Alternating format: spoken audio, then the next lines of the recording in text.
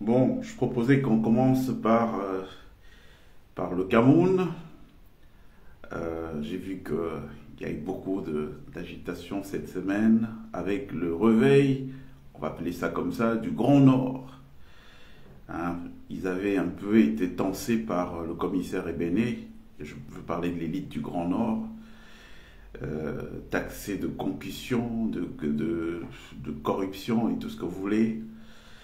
Et je crois que là, on assiste petit à petit au réveil des élites. En tout cas, on a vu cette semaine le ministre Issa Tiroma faire une sortie. Je la résume en quelques mots. Je suis l'allié de Biya, je ne suis pas l'allié du RDPC.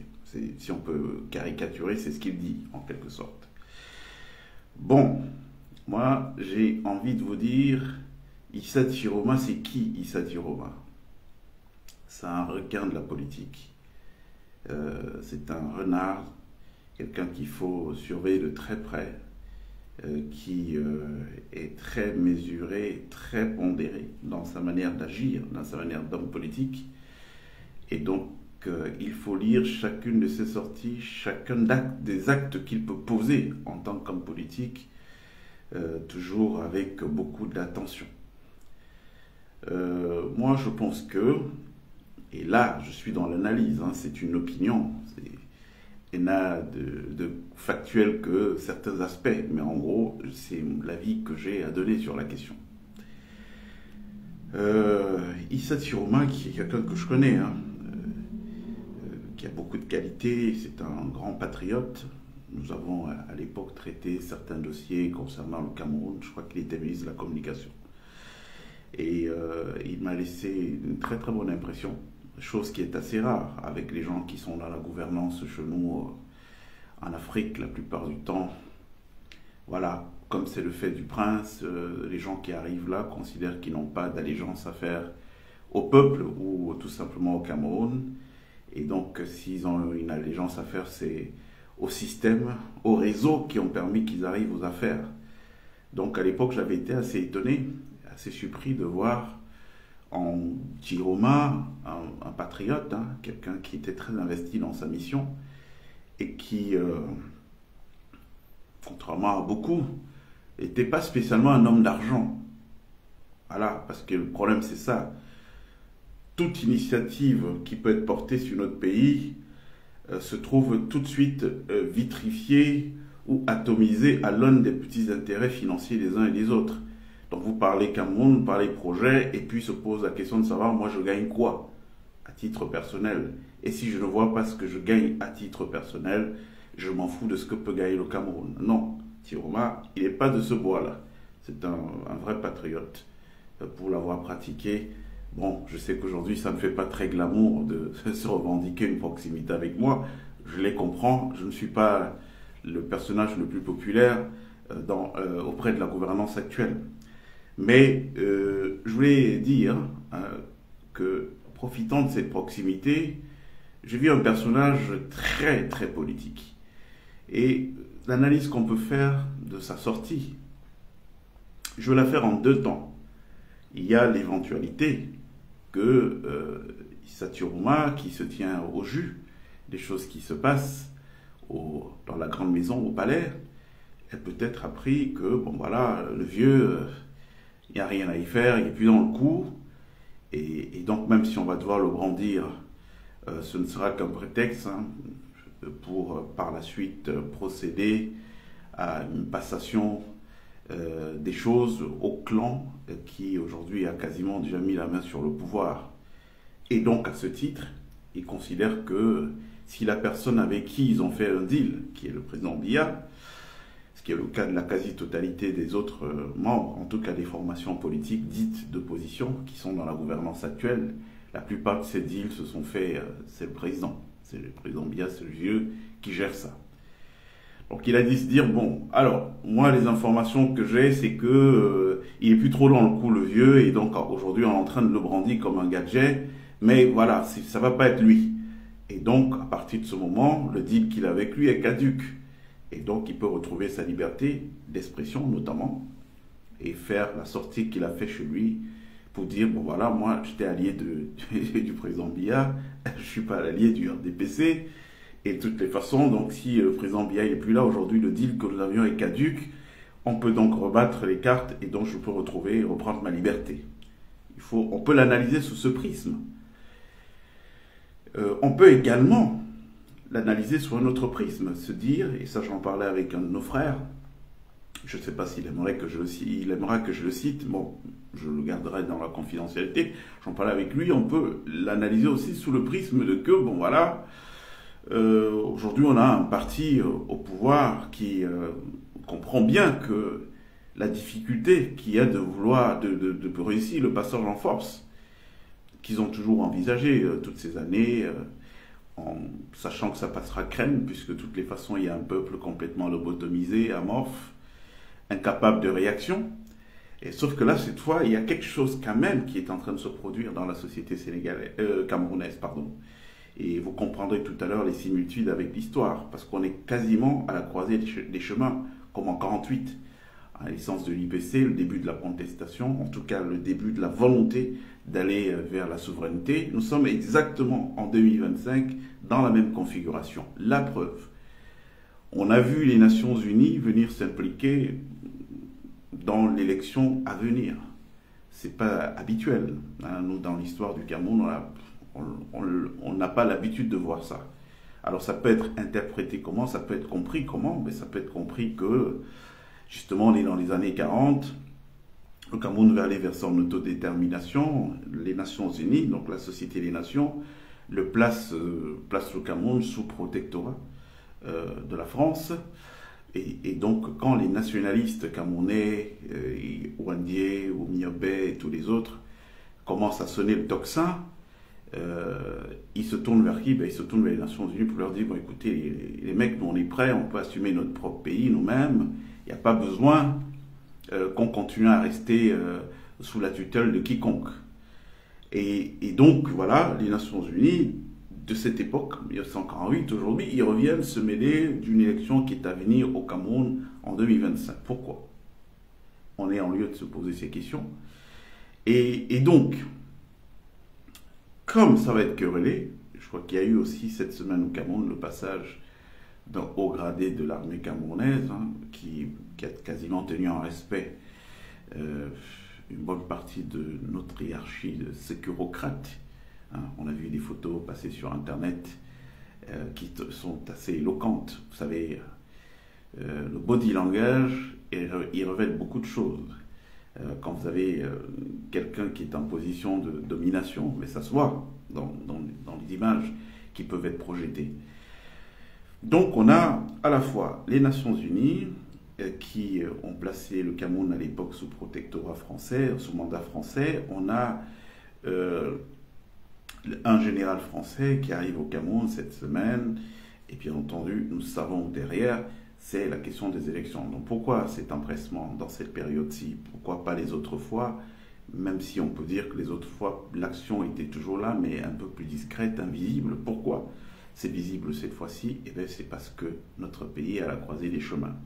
On a le choix entre mener la bataille qui a commencé jusqu'au bout pour aller vers la souveraineté totale, ou alors se montrer amorphe une fois de plus, et c'est reparti pour 100 ans de domination, cette fois avec les fils d'eux, qui seront plus cruels.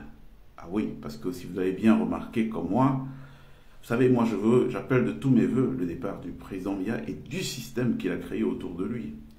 Mais je ne vous cache pas qu'il m'arrive de dormir la nuit et de me réveiller avec une boule dans le cœur, parce que connaissant un peu la mentalité des nouvelles générations que nous sommes, on a vu, chaque fois qu'on a permis à l'un d'entre nous d'être en responsabilité quelque part, on n'a jamais vu autant de zèle, on n'a jamais vu autant de méchanceté, on n'a jamais vu autant d'égoïsme. Donc, ok, son enthousiasme, il faut que les choses changent, mais il faut qu'on ait la capacité de faire notre propre autocritique. Est-ce que les nouvelles générations que nous sommes, que vous êtes, que nos petits frères qui viennent, nos enfants sont, est-ce que vraiment sur le plan éthique on est meilleur que ces anciens? Ça j'en doute. Je constate qu'il y a une concentration de mal Je ne sais pas à quoi c'est dû, peut-être parce qu'on n'a pas lu assez comme ces anciens, peut-être parce qu'on est sorti d'un moule, d'une société mondialisée qui enseigne l'individualisme, qui enseigne l'addiction au paradis artificiel, à toutes ces choses inutiles, en réalité, mais pour lesquelles plein de gens sont prêts à tuer aujourd'hui. Parce que ce qu'on voit, c'est ça. Dès que vous avez un jeune qui arrive aux affaires, eh ben, qu'est-ce qu'il faut? Ce qu'il faut, c'est qu'il commence par piquer la copine de son meilleur ami, hein, histoire de bien lui dire que bon, voilà, moi je suis en position de pouvoir aujourd'hui. À l'époque, tu nous en mettais plein la vue, là je vais prendre ma revanche sociale. Mais est-ce qu'en prenant ta revanche sociale, personnellement, tu rends service au pays? Je pense qu'il faut que, au sortir de la communication de ce soir, que tous, autant que nous sommes, que nous commencions à réfléchir. Parce que, ok, imaginons, on réussit là demain, tous ces vieillards ne sont pas là. C'est quoi le modèle que nous mettons en place? Qui a travaillé dessus? Je n'entends pas jusque-là des gens parler en termes de ce modèle. C'est quoi le nouveau pacte civilisationnel que nous mettons en place? C'est le jeune Léon Teller-Onana qui utilise souvent cette expression. Je ne sais pas sur quel modèle on part, sur quelle valeur, avec qui, comment. Et je pense que ça doit être un vrai souci aujourd'hui de réflexion. Il faut qu'on s'asseye vraiment et qu'on commence à décider aujourd'hui ce qu'on peut faire si on nous dit demain le pouvoir est là. Est-ce que ça va être un pouvoir de jouisseur, comme ça s'est passé jusque-là, avec une explication très crédible? Si le Cameroun n'a pas été bâti depuis cette indépendance jusqu'à aujourd'hui, c'est parce que le Cameroun, à qui on a accordé l'indépendance en 1960, on ne lui a pas affecté dans sa feuille de route les missions de se bâtir. Non. Ce Cameroun-là, avec les affidés, donc nos frères à qui on a confié le pouvoir, en lieu et place de ceux qui se sont battus réellement parce qu'ils voulaient de la souveraineté, ce Cameroun-là, on lui a affecté comme feuille de route, surtout vous ne faites rien, restez cet endroit dans sa splendeur, sa candeur, où on va venir prendre la matière première pour développer nos pays à nous. Et donc, dans ce sens, on peut dire que ceux qui se déclarent meilleurs élèves et tout, ils ont parfaitement raison. Ils ont appliqué l'agenda pour lequel ils ont été installés aux affaires. Donc, la nouvelle génération que nous sommes, que vous êtes, que les plus jeunes sont, c'est quoi l'agenda? Est-ce qu'on viendra pour jouir? Oui, parce que beaucoup de gens aujourd'hui qui parlent de changement et tout, en réalité, beaucoup se voient que calife à la place du calife, quoi. C'est-à-dire, ils viennent, bon, voilà, je vais avoir moi aussi mon Prado, et je vais avoir un gendarme, et puis profiter de ma position de pouvoir pour écraser les autres. Alors que nous savons qu'à grand pouvoir correspond à grande responsabilité. Vraiment, si les gens n'ont pas la capacité de se sacrifier, de considérer que le pouvoir, c'est une chose qui vous rend esclave de la collectivité. Ce n'est pas la collectivité qui est votre esclave, c'est vous qui devenez l'esclave. Vous devez pouvoir vous réveiller à n'importe quelle heure quand il y a un problème qui les touche pour essayer d'apporter des solutions. Donc, est-ce qu'on y est là? Est-ce qu'on y est dans ce truc-là? C'est quoi le projet derrière qu'on va vendre? Parce que tout le monde aujourd'hui, moi aussi, parle de il faut faire partir ce système, il faut qu'il s'en aille. C'est vrai que ce serait une étape formidable de se dire, bon voilà, ils sont partis, ça y est, on a pu venir à bout d'eux. Moi, je vous ai dit il y a 2 ans aujourd'hui que je ne voyais pas du tout une transition démocratique au Cameroun, parce que démocratie au Cameroun, il n'y a jamais eu. Hein, on sait comment ça se passe. En 1990, il y a un type qui s'appelait Ni John Fundi. Il se présente à une élection en 92. Il réussit à challenger réellement la gouvernance en place à l'époque. Mais qu'est-ce qui s'est passé après? Ce qui s'est passé après, c'est que ce type a été acheté. Hein, voilà, parce que tous les Prados avec lesquels vous le voyez rouler, c'est les Prados qui venaient de la présidence de la République du Cameroun. Je pense que beaucoup d'entre vous le savent. Il a non seulement été acheté, mais le deal a bien été ficelé, hein, parce que par une alliance de sang, hein, on l'a fait épouser, un de ses enfants a épousé l'enfant d'un autre ponte du RDPC, donc le truc est bien verrouillé, et donc voilà, son rôle c'était lequel? Allez, tu vas être l'opposant, hein, historique, l'opposant vedette, que nous, le pouvoir, nous reconnaissons, on règle tes problèmes, tu as droit de l'argent, et puis, sauf que toutes les fois qu'il y a une élection qui approche, ce que tu dois faire, c'est que tu dois être celui qui casse la stratégie unitaire de l'opposition, sachant que dans la configuration actuelle des choses, vraiment pour imposer, ne serait-ce que maintenir le pouvoir en place, avec tout ce qu'ils ont comme machine, il faut au moins une opposition qui soit unie, c'est-à-dire qui présente un candidat. Voilà, donc ce type, il a fait ça durant toute sa carrière. Est-ce qu'aujourd'hui, après qu'il ne soit plus là, il n'y a pas d'autres personnes qui jouent ce rôle? Je ne peux pas vous le jurer, la main sur le cœur. Mais je m'abstiendrai de dire plus que ça, parce que nous savons qu'aujourd'hui, quand vous avez des gens en lesquels des milliers d'autres personnes croient, vous devez faire attention à tout ce que vous dites. Ça peut se voir créer des drames. Oui, parce que l'on connaît des gens qui ont perdu les membres de la famille, qui ont fait de la prison et tout, parce qu'ils croient au changement. Donc venir leur annoncer certaines choses, même si ces choses sont vraies, c'est une grosse responsabilité que personnellement je refuse d'assumer. Mais je voulais quand même attirer l'attention des uns et des autres sur les méthodes qui sont pratiquées par ce pouvoir-là pour se maintenir en place. Donc en 92, ils ont réussi à ramollir un politique qui avait porté quand même une grosse aspiration populaire. Ils ont réussi à en faire un mec qui se contente de bouffer, donc un jouisseur, comme eux. Et puis ce bonhomme, il a fait quoi? Il a envoyé les Camerounais pendant toutes ces années-là. Et puis le truc s'est répété inlassablement. Nous sommes en 2025. Rien n'exclut donc qu'on n'ait pas un autre schéma comme celui-là. Et c'est là que je reviens à l'histoire d'Issa Chiroma, la sortie d'Issa Chiroma. Je vous ai dit que je la voyais comme possiblement de deux façons. La première façon, je vous ai expliqué, peut-être que au regard des informations qu'il a de la Grande Maison, parce qu'il faut savoir comment le Cameroun fonctionne. Quand j'entends dire des gens que c'est une grosse forteresse qu'on ne peut pas enlever, moi je rigole, parce qu'il n'y a rien de plus fragile que le pouvoir de Yaoundé. C'est l'un des rares pays au monde où vous avez des gens, des collaborateurs du président, des gens qui travaillent dans la proximité, des petites mains, qui ont des problèmes d'enfants qui ne vont pas à l'école, qui ont des problèmes de salaire, des gens qui sont mal payés. Et du coup, qu'est-ce qu'ils font pour arrondir leur fin de mois? Donc des ministres comme Chiroma ou d'autres, certainement, ont des personnes qui les tiennent au jus de ce qui se passe en échange de quelques expédients et de petits biais.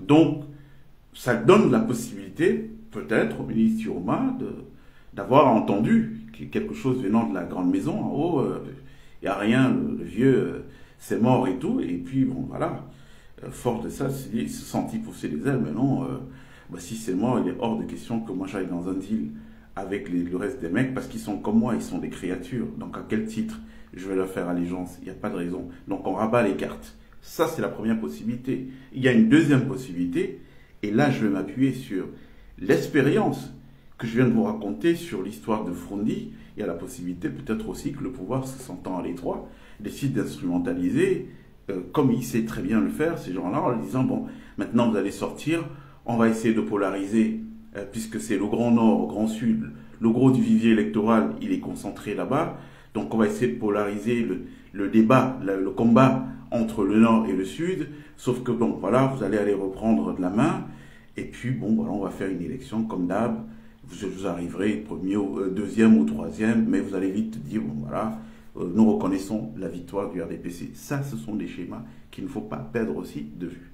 C'est des possibilités. Je ne dis pas que c'est ça, mais il y a ces possibilités quand on sait comment fonctionne ce pouvoir. Parce que c'est quand même assez suspect.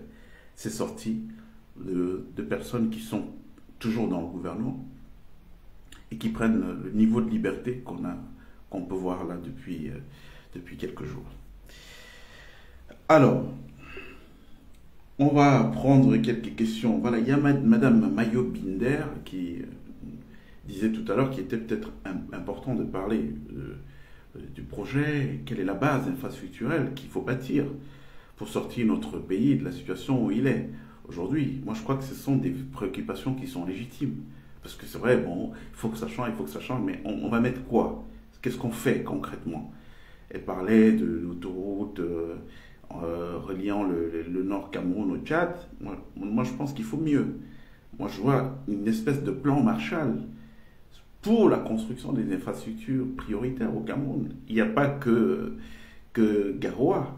La problématique que le Cameroun rencontre aujourd'hui, c'est que les Camerounais, c'est des formidables travailleurs. Vous n'avez qu'à aller à l'ouest du Cameroun, à Fumbot, aller en pays Eton, et de voir la force de travail de nos parents qui sont là-bas. Les tomates qui sortent tous les jours, ils sont dans les champs, ils produisent, ils produisent. Donc on est clairement un bassin de production agricole important. Maintenant, à quelle difficulté se heurtent tous nos paysans? À quelle difficulté se heurtent nos agriculteurs? Mais au déficit d'infrastructures.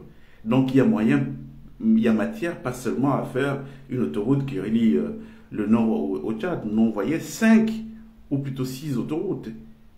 Une reliant le Nigeria, une reliant le Gabon et la Guinée équatoriale, une autre reliant la Centrafrique, et une reliant le Congo-Brazzaville, et enfin une autoroute reliant le Tchad.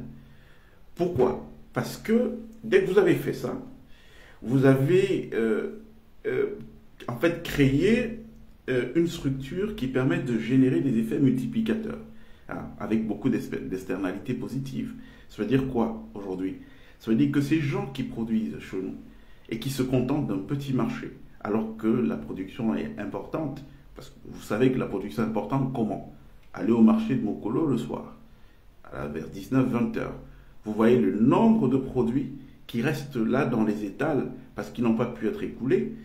Et comme le transport coûte cher, donc les mamans qui sont venues avec ces produits d'Okola, de Mlong, de tous les petits villages environnants à Eton autour de Yaoundé, ne peuvent pas repayer du transport pour amener. Donc ils laissent pourrir ces produits-là. Ça veut dire quoi? Ça veut dire qu'il y a plus de production que ne peut accueillir la capacité du marché.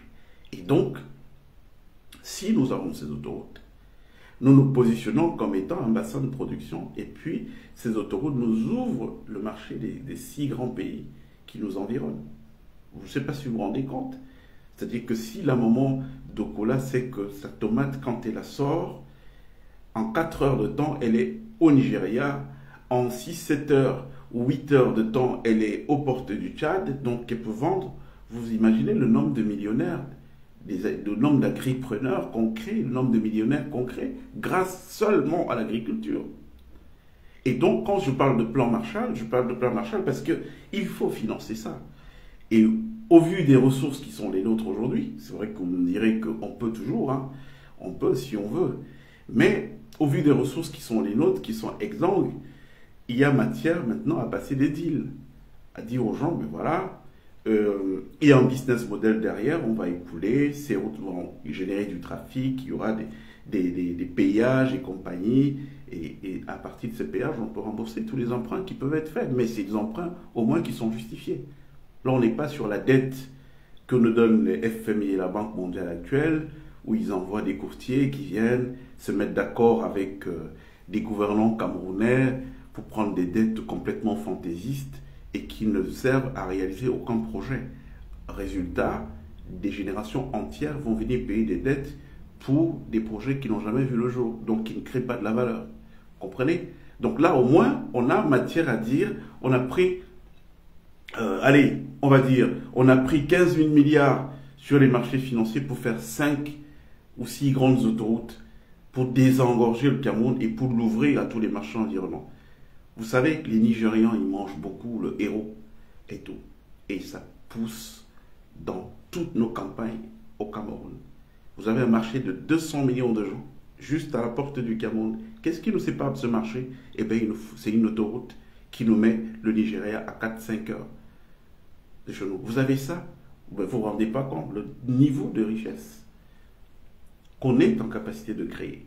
Donc, effectivement, il faut, Mayo Binder, pour répondre à vous, il faut penser en termes de base infrastructurelle pour créer des effets multiplicateurs, pour générer des externalités positives, parce que tout ça, ça crée une certaine richesse. Le Cameroun, aujourd'hui, a une position centrale. Nous avons un accès maritime et nous sommes entourés de pays comme le Tchad, la Centrafrique, qui n'ont pas cet accès maritime. Donc vous imaginez ce que ça peut nous générer comme profit, qu'on puisse avoir des routes de qualité, rendant Bangui, je ne sais pas moi, à 6-7 heures de Yaoundé. Pourquoi? Parce que c'est relié par une autoroute. Il y a matière à faire des choses. Mais, encore une fois, moi je crois que il va être difficile de faire tout ce que nous envisageons de faire si la question de l'énergie n'a pas été placée au centre de toutes les réflexions. Et ce n'est pas un hasard. Si vous voyez que en 60-70 ans, la résolution de ce problème a toujours été abordée avec laxisme. Pourquoi avec laxisme? Je vous ai expliqué quels sont les fondements d'origine de cette indépendance. Ça veut dire qu'il n'était pas question qu'on se développe, il n'était pas question qu'on devienne des puissances industrielles.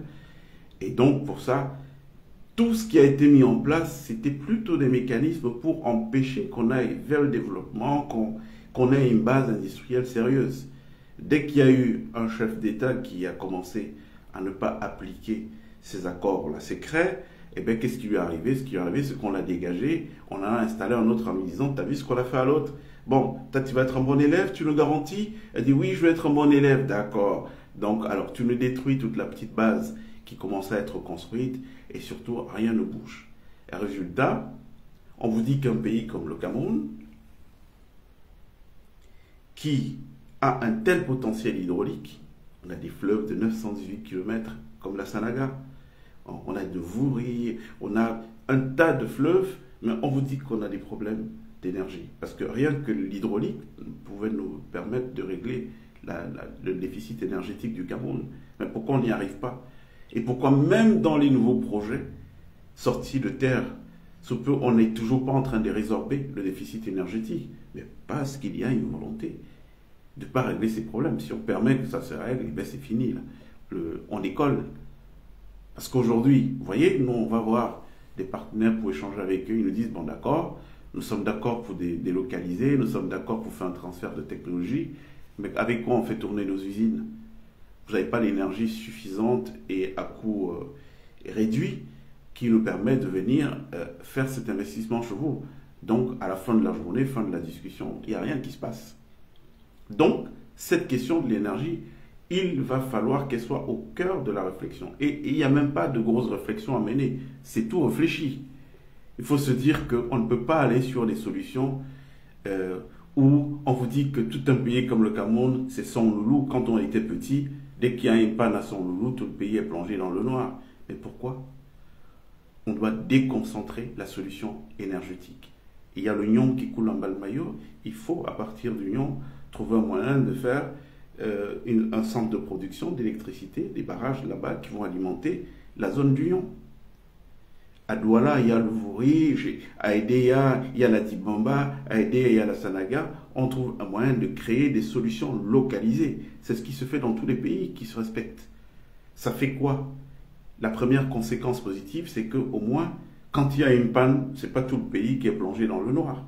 Donc il va y avoir peut-être une panne qui frappe les gens de Kiossi, mais on n'a pas une panne et puis tout un pays qui est handicapé. Donc moi je pense qu'il faut réellement qu'il y ait des états généraux de la question de l'énergie au Cameroun, et ça demande donc d'aller vers la souveraineté, d'où le combat qui est en train d'être mené. Vous savez, la dernière fois, j'ai pris la parole pour tirer un chapeau à tous les soutiens du MRC, parce qu'ils ont fait une véritable démonstration de force. Les gens ne se sont peut-être pas rendus compte, mais en termes de symboles, ça envoyait des symboles trop forts. Ça veut dire quoi? Ça veut dire que si les Camerounais veulent se mobiliser, ils peuvent se mobiliser pour changer leur destin. Vous comprenez un tout petit peu ce que je veux dire? Ils peuvent se mobiliser pour changer leur destin. Et donc, il ne dépend que des Camerounais. C'est la faiblesse structurelle, la faiblesse spirituelle des Camerounais qui les maintient aujourd'hui sur le joug de ce système sataniste qui a été mis en place pour les intérêts que je viens de vous dire.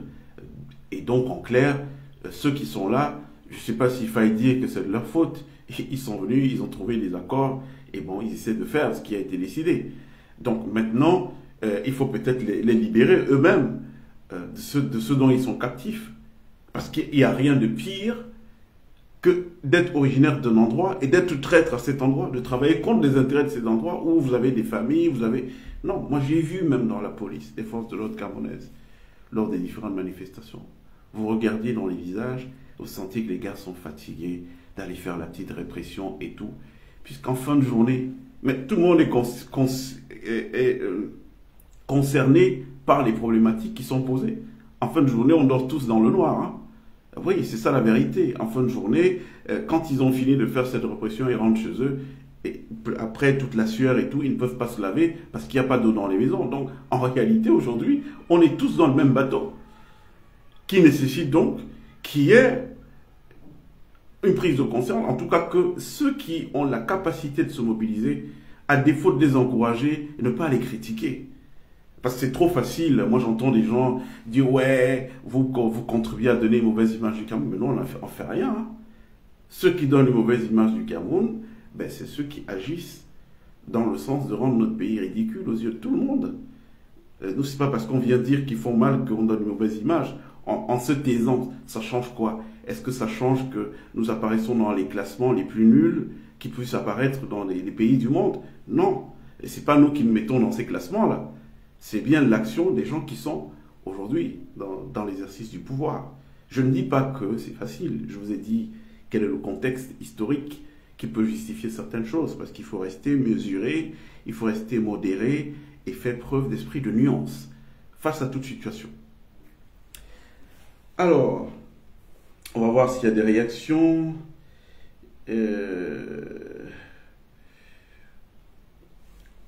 Est-ce qu'il y a... Alors, il y a quelqu'un qui dit de même que la délégation de l'Union européenne qui sera à l'Envomeka a rencontré le président pour en savoir plus.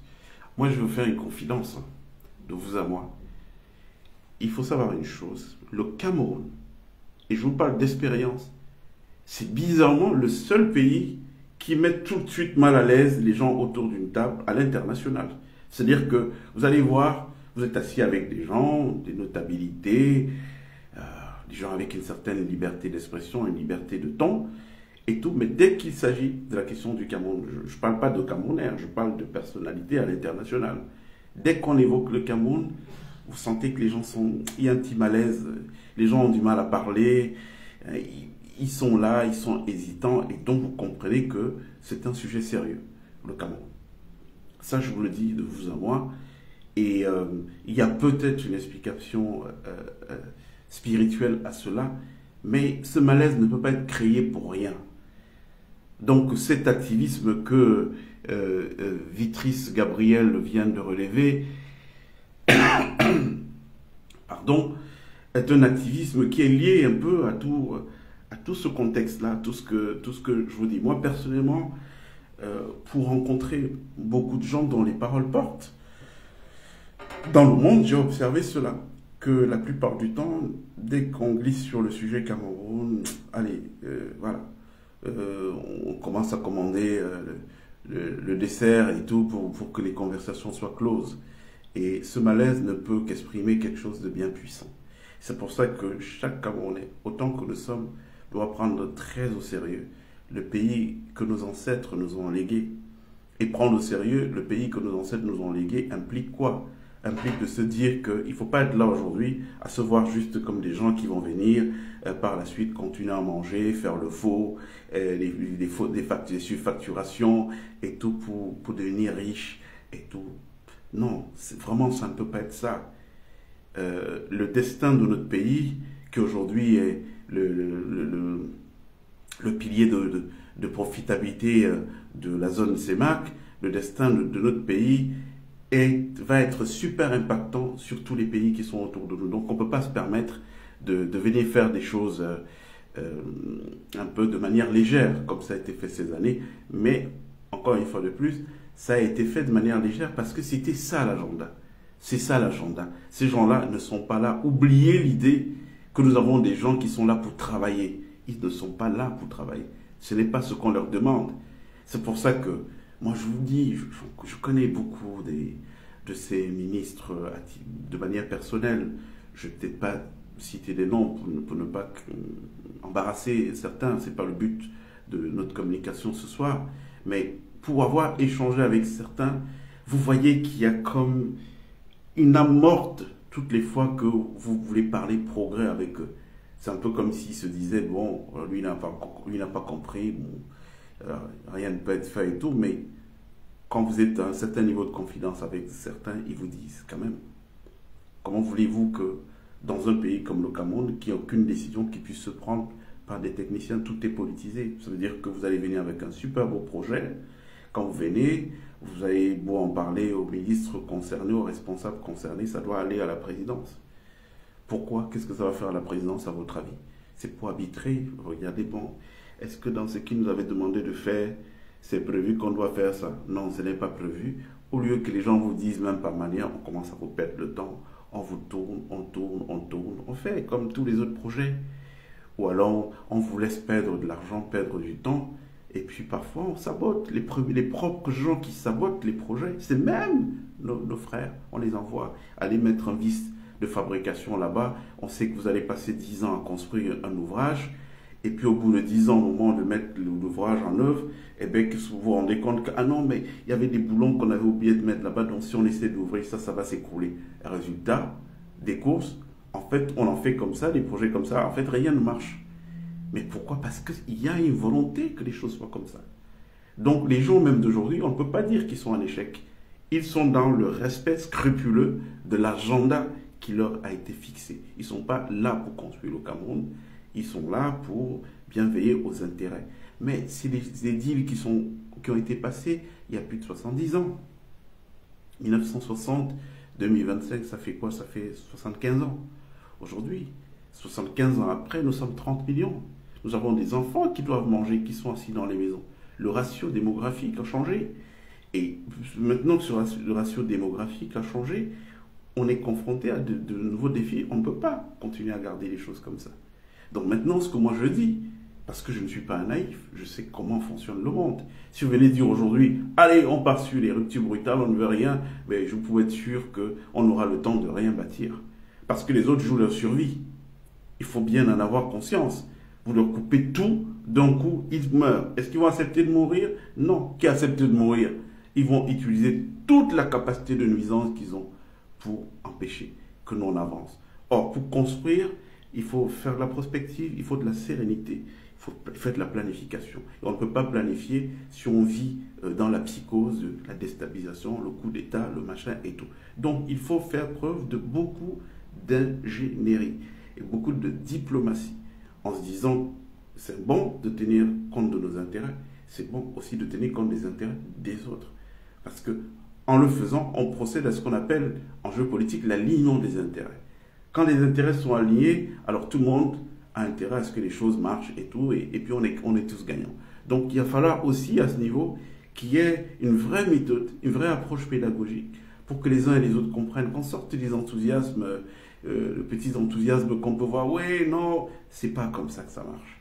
Vous savez, le monde que vous voyez, c'est une grande mafia. Vous avez des exemples tous les jours sous vos yeux, hein, où on dit, bon, allez, on va faire une charte mondiale, bon, personne n'a le droit de gifler l'autre, et bon, vous allez venir, quelqu'un va venir, il vous gifle, vous n'avez pas le droit de vous plaindre. On va dire, bon, lui, là, il vous a giflé, c'est pas grave et tout, mais vous ne pouvez pas gifler quelqu'un d'autre en vous brandir la charte. Et non, il y a cette charte qui dit ça. Donc, quand vous voyez que les choses sont comme ça, vous allez comprendre que c'est pas facile. Moi, je vais vous prendre l'exemple. Nous avons nos jeunes frères du côté du Sénégal qui ont suscité une très grande inspiration populaire et tout, qui les a menés au pouvoir.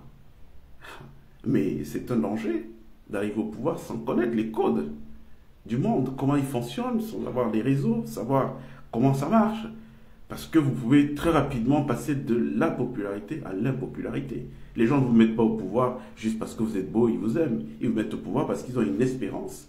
Ils ont des attentes. Ils veulent améliorer leurs conditions de vie. Et donc, si au bout d'un certain temps, vous ne parvenez pas à améliorer ces conditions de vie, pourquoi? Parce que vous êtes boycotté à gauche, à droite, par tel réseau que vous n'avez pas su ménager et tout. Mais ça donne quoi? Vous êtes un échec. Et donc, vous rentrez dans l'histoire comme des gens qui ont suscité une aspiration collective et qui sont aussitôt rentrés dans la poubelle de l'histoire. Combien de gens comprendront ce dont vous avez été victime? Donc bref, il faut beaucoup d'humilité dans ce que nous sommes en train de faire aujourd'hui et se dire que, bon, allez, il faut mettre aussi de l'amour dans les cœurs, la manière de démarcher et être honnête intellectuellement. Quand votre frère fait quelque chose qui est bien, mais reconnaissez que votre frère a fait quelque chose de bien et inspirez-vous de cette chose si vous pouvez. Mais n'y allez pas de la mauvaise foi ou avancer des arguments tribaux et tout. Non, ça ne marche pas comme ça, ça ne passera pas. Alors il y a Franchegui qui dit, Morgan, vous avez raison, l'industrie et l'énergie transformée, dont sans résolution de la question énergétique, nous n'irons nulle part. Mais oui, on peut aller nulle part, il ne faut même pas rêver. C'est au cœur. Regardez, aujourd'hui, on va faire un petit regard à 360 degrés en Afrique. Quand il a fallu créer le grand barrage de la Renaissance, est né tout de suite un conflit entre l'Égypte et l'Éthiopie, avec des sponsors côté égyptien. Et c'est qui ces sponsors? C'est des gens qui ont les moyens et qui voient surtout d'un mauvais œil qu'un pays comme l'Éthiopie, qui je crois va être bientôt la deuxième ou troisième grande démographie africaine, qu'un pays comme celui-là ait un barrage avec cette capacité, qui peut fournir beaucoup d'autres pays en électricité, en énergie, dans son pourtour et même un peu plus loin, en Afrique. Ça a freiné, il y a eu des guerres et tout pour freiner ce projet. Pourquoi? Parce que c'est la question centrale. Si vous avez réglé la question énergétique, vous réglez toutes les autres questions. Vous comprenez? Donc, c'est pas de la priorité, c'est la priorité plus. C'est le truc sur lequel il faut bosser. Mais pour ça, il faut prendre en compte la géopolitique. C'est très important. Ne voyez pas juste les choses avec les yeux candides. Ouais, les gens, non, il y a de la géopolitique. Main veleux, ça va marcher, pourquoi? C'est un sabotage. Et vous comprenez, après tout ce que je vous ai donné comme élément aujourd'hui, vous comprenez pourquoi c'est un sabotage. Pourquoi mes équipes ne marchent pas? C'est un sabotage. Ça ne marchera pas. Tant que la géopolitique, en tout cas qui a été pensée aux années d'indépendance, il n'y a pas une rupture avec. Donc maintenant, comment on va rompre? C'est qui les profils des gens qui vont demain se positionner pour parler au nom de nos pays? Est-ce qu'ils ont le niveau de rhétorique qu'il faut pour pouvoir imposer des discussions? Et quand je vous parle de rhétorique, ce n'est pas juste la fanfaronnade. Je vous ai dit ici qu'au moment où le FMI imposait aux pays africains des programmes d'ajustement structurel dans les années 80, les obligeant à se désengager, obligeant les États africains à se désengager des dépenses d'éducation, des dépenses de santé et tout. Il y a un pays, le Sénégal, qui avait à sa tête un agrégé en économie qui a fait valoir son talent, qui a fait valoir son expertise. Il a dit non les gars, vous avez beau être du FMI, moi je suis professeur d'économie, votre plan, il ne tient pas. Il ne tient pas pourquoi? Parce que moi je suis un jeune État. Si je veux faire ce que vous demandez, ça veut dire que bon, je ne sponsorise plus l'éducation, alors que mon pays vient à peine de commencer, je ne sponsorise plus la santé. Mais à quel moment je vais créer des cadres, des ingénieurs et tout, qui vont venir créer de la valeur et qui pourront se prendre en charge pour payer? Je n'aurai jamais le temps de le faire. Donc vous nous amenez quand même complètement à l'abîme. Et résultat, ce qui a été accepté ailleurs, au Sénégal, n'a pas été accepté. Et les résultats sont là. Donc pendant que tous les autres pays de la sous-région étaient en mode... Bon, oui, bon, c'est ce qu'on nous a dit, puisque c'est qui va négocier ces choses-là? Vous connaissez les méthodes de cooptation aujourd'hui dans notre pays. Ce n'est pas les plus talentueux, ce n'est pas les brillants qu'on envoie. Puisque de toutes les façons, ce n'est pas de la brillance dont on a besoin, ça ne colle pas à l'agenda. Donc on envoie peut-être son cousin, bon, on va en mission à New York, le gars, il dort dans les hôtels avec les nanas, et donc le sujet même sur lequel il vient, il va juste entériner ce que les autres disent. Il ne sait même pas si c'est bien pour l'intérêt de son pays ou pas. Mais une fois que vous avez un interlocuteur d'un autre niveau, ça donne autre chose. Ça donne qu'au Sénégal, ils ont dit non, monsieur, nous, on ne fait pas ce que vous dites là. Nous allons mettre 40% de notre budget dans l'éducation. Le résultat, il est quoi? 10 ans. Après 10 ans de Watt, il y a eu des ingénieurs, des cadres et tout. Il y a toute une classe qui a émergé. Et ces gens-là, ils sont venus apporter des solutions, créer de la richesse au Sénégal, faisant que dans 10, 15, 20 ans, le Sénégal n'aura plus besoin de subventionner l'éducation, puisqu'il y aura des gens suffisamment riches, capables de payer l'éducation, de financer l'éducation de leurs enfants eux-mêmes. Vous voyez? Donc la différence qu'il peut avoir en fonction des interlocuteurs. Les gens qui ne comprennent rien au terme des échanges, vous les mettez là, qui n'ont pas le niveau des rhétoriques, donc ils entrent dans une salle de discussion, ils font du oui monsieur, oui monsieur, oui monsieur, jusqu'à la fin, et puis ils touchent leur perdième, ils reviennent au Cameroun, ils n'ont rien négocié pour le Cameroun. Vous comprenez? Donc on a tous ces problèmes-là. Alors il y a Taillé Dieudonné qui dit qu'il faut dépassionner le débat quant à la compréhension du monde, car la prédation est partout. Oui, tout à fait, tout à fait. La prédation est partout. Et c'est pour ça qu'il faut être froid. Vous voyez, il y a un type qui s'appelait Senghor, il s'est levé un matin, il a dit l'émotion est nègre, la raison est laine. Les gens ont crié, oh, pourquoi il dit ça? C'est n'importe quoi. Mais rien que ceux qui ont crié, oh, pourquoi il dit ça? Ils sont venus confirmer ce qu'il disait. Les autres sont froids. Regardez les télévisions, les chaînes de télévision d'ailleurs, vous n'attendez pas les gens crier. Et ils n'en sont pas moins des assassins, c'est pas moins des tueurs, c'est pas moins de tout ce que vous voulez, mais dans le calme. Hein? Ils vont dire, ben oui, vous voyez, l'Afrique, c'est un continent avec beaucoup de potentialité. Ils vous la mettent, mais en douce. Pendant que l'Africain est en train de s'exciter, là, ouais, machin, toi tu crois quoi? Dès que Palmer a dit un truc, aussitôt, hein, vous voyez des gens écrire à gauche et à droite, personne ne cherche même à aller au fond.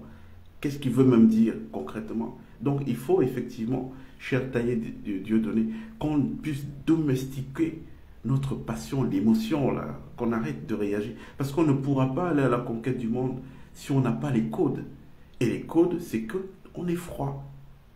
On encaisse, on raisonne, et puis on se dit, bon, on est dans les échecs, quelle est la prochaine carte qu'on sort? Et tout. Il faut du calme pour cela.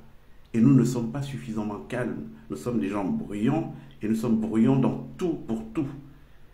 Vous allez être là, vous faites votre fête, les autres font leur fête à côté, mais ils prennent autant de plaisir que vous, mais ils n'ont pas besoin de trop s'exciter.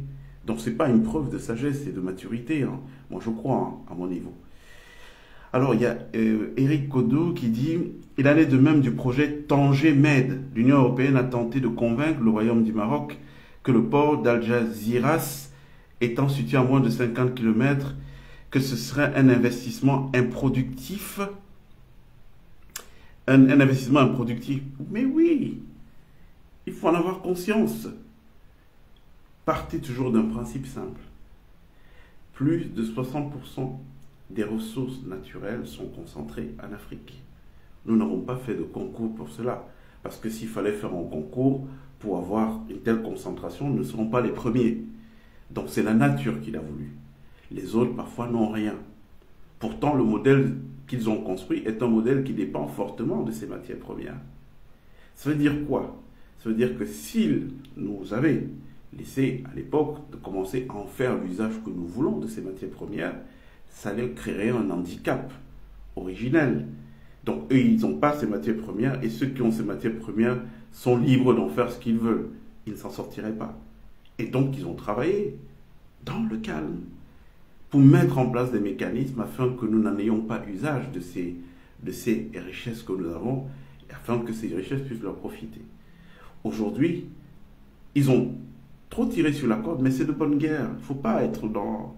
Il faut pas réagir avec colère. Non, il n'y a pas de colère, c'est de bonne guerre.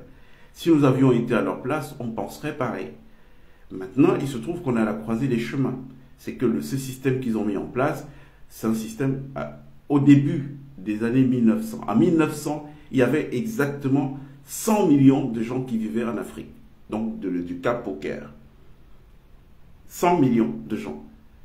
Donc de la corne de l'Afrique tout en bas là-bas, 100 millions en 1900. On est combien aujourd'hui? Aujourd'hui, on parle de plusieurs milliards de personnes que nous sommes en Afrique. C'est-à-dire que les besoins, les problématiques ne sont plus les mêmes. Donc on ne peut plus continuer avec un système où l'ensemble de la ressource est affecté au développement d'autres pays pendant qu'on a ces milliards de gens qui sont là qu'on ne peut pas nourrir. Et donc la prospective, plutôt le bon sens aurait commandé, en ce moment, c'est là qu'il faut avoir des hommes d'État, des hommes avec une vraie capacité d'intelligence analytique et tout, pour se projeter, se dire non, ils ont été maintenus dans un système, ils étaient en nombre aujourd'hui, à ce nombre-là, ça ne pourra plus tenir. Donc il faut réinventer la relation. Comment on fait pour aller vers un truc où nous n'allons pas totalement perdre, mais eux, ils ne seront pas totalement démunis. Parce que quand ils seront totalement démunis, ils vont avoir quoi? Ils vont avoir des réflexes humains. Ils sont de dire, ah, j'ai rien à perdre, donc je vais me battre. Ben, est-ce qu'on a intérêt à ce qu'ils se battent? Parce que s'ils se battent, ça nous crée des freins ici, dans notre chaîne de production, on n'en a pas intérêt, donc allons sur une base pacifiée. Nous, c'est ce que nous poussons aujourd'hui, en tout cas à mon niveau. Nous poussons à ce qu'on aille vers ça, avec quelque chose de très intelligent qui soit profitable à tout le monde. Alors, il y a quelqu'un qui me parlait tout à l'heure C'est Pat Labs qui me disait tout à l'heure l'échec de l'industrialisation en Afrique. Bon, écoutez, on a évoqué la question énergétique. Il y a des spécialistes qui peuvent nous en toucher des mots, mais il y a aussi le fait historique et la géopolitique que je viens d'évoquer, donc qui reprend assez. Ce Pat Labs, je l'ai rencontré à Brazzaville, au Congo. Ils avaient monté à l'époque des jeunes qui sont partis de la diaspora. Ils ont monté une brasserie qui produisait une très bonne bière qui s'appelait Divumba, à base du vin de palme. Voilà. Oui, du vin de palme, et je crois de la canne à sucre. Bon, il pourra me corriger tout à l'heure. Ça remonte à quelques années. Ils ont mis un très bon produit en place. Vraiment, quand vous goûtiez à ce produit, la manière dont ils avaient approché, la stratégie, c'était beau. Ça donnait envie. Et puis, ce qui s'est passé, c'est que ça n'a pas prospéré longtemps.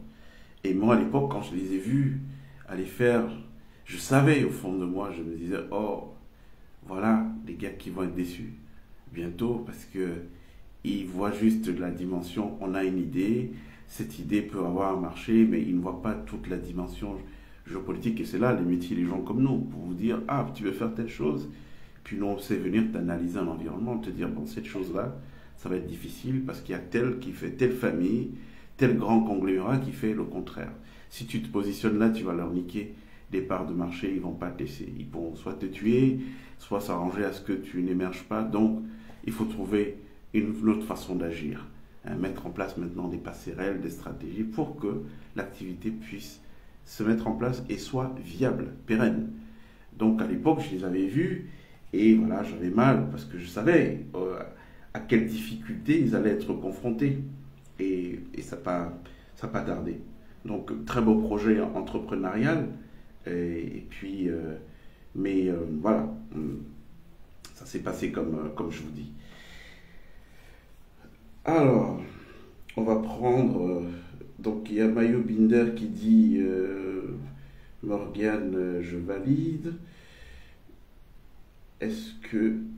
Alors j'ai du mal souvent à avoir des messages en direct, et du coup, ça rend un peu difficile la possibilité d'interaction. C'est après que je me rends compte que beaucoup de gens ont envoyé des messages, des questions, et malheureusement, on est déjà parti et tout. C'est pour ça qu'il est peut-être parfois mieux de pouvoir réagir en appelant. Alors il y a Agnès de l'Ariel.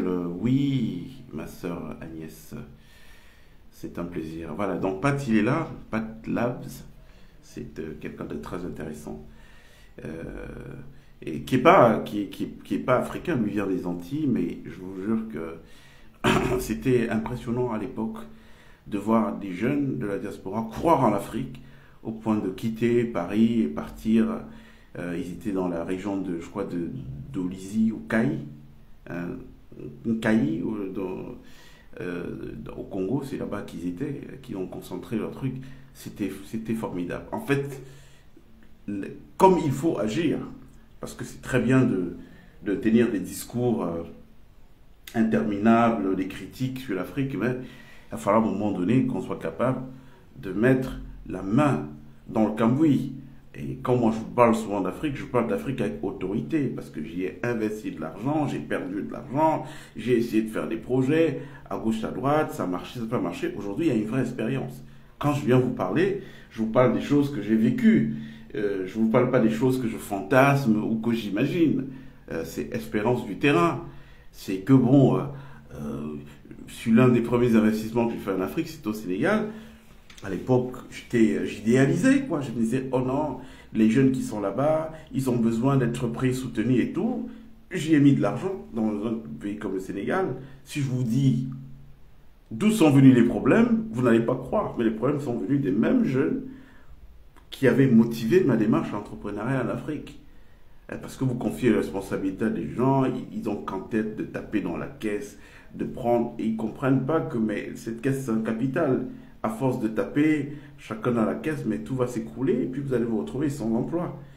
Au point, je me suis retrouvé à un moment donné, j'avais investi dans le transport et la logistique, hein, donc j'avais des grands semi-remorques qui faisaient la ligne Dakar-Bamako, hein, et des marchés, hein, le port de Dakar jusqu'à Bamako tout le temps, mais il n'y avait pas d'argent qui rentrait.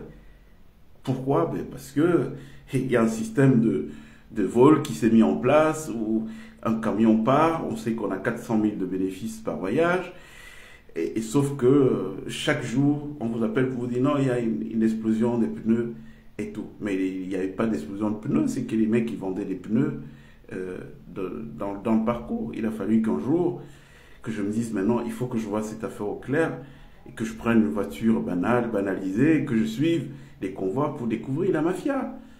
Je me rappelle, je me suis retrouvé dans une ville qui s'appelle Kaffrine, ouais, Kaffrine au Sénégal, pas très loin de la frontière avec le Mali. Et je vais déjeuner avec un ami qui était le maire de la localité à l'époque. Au sortir de là, je passe, je sais pas avec qui je parlais. Il faut toujours être très humble dans la vie. Je vous jure que l'humilité, ça peut vous ouvrir des portes que vous imaginez pas. Et c'est quelqu'un qui me dit, mais et en voyant les photos, il me dit, ah, mais ces camions-ci, mais c'est vos chauffeurs là, ils vendent les roues ici tout le temps. Donc voilà comment on découvre le poteau rose. En clair, on avait tourné depuis 6 mois, on avait des marchés à l'appel, mais il n'y avait pas 5 francs qui rentraient dans les caisses. Et pour l'œuvre de qui? De ces jeunes. Et donc je suis rentré, je me suis couché à l'hôtel, je me suis dit, ben allez, qu'est-ce que je fais? Je suis venu au départ pour essayer de créer des emplois pour ces jeunes. Maintenant, ils me volent, je suis contraint à commencer à les mettre en prison. Est-ce que c'est pour ça que je suis venu? Mettre des gens en prison? J'ai répondu à la question, non, c'est pas ça qui m'a motivé. Donc, qu'est-ce qu'on fait? On arrête. Du jour au lendemain, j'ai tout fermé. On a bradé les camions à des prix vraiment... Ouais, parce que on n'en pouvait plus. Donc, pour vous dire que l'Afrique dont on vous parle, c'est une Afrique qu'on connaît très bien. On ne vous parle pas d'une Afrique fantasmée. C'est des expériences qu'on a vécues. C'est opération 200 000 euros sec, perdu. On n'a rien pu faire, rien gagné et tout. Donc, il ne faut pas aborder l'Afrique en l'idéalisant. Il faut considérer que c'est une terre où même les gens qui ont des problèmes sont eux-mêmes parfois le problème. Donc voilà.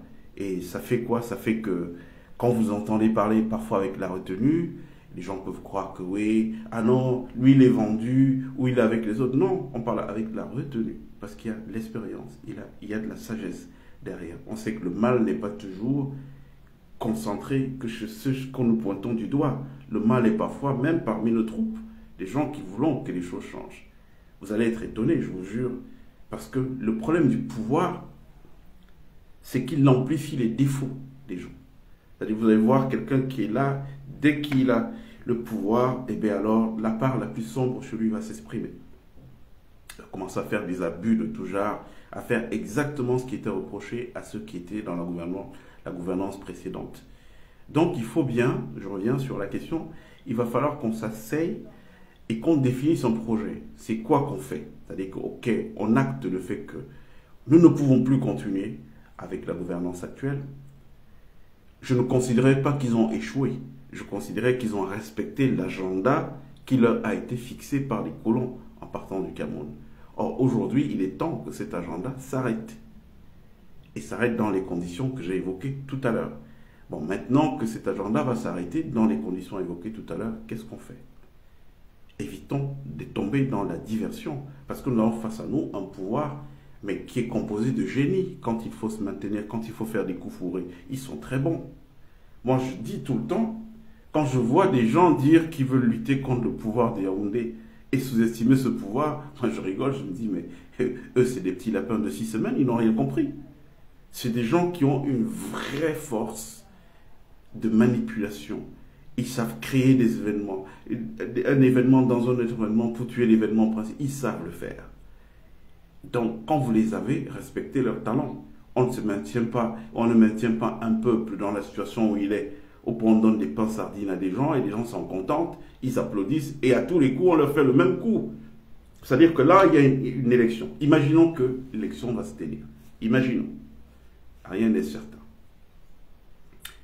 À quelques mois de l'élection, le débat, c'est lequel? Le débat, c'est des hommes politiques, soi-disant de l'opposition, qui se foutent sur la gueule entre eux. Personne n'est en train d'attaquer les gens qu'il faut faire tomber.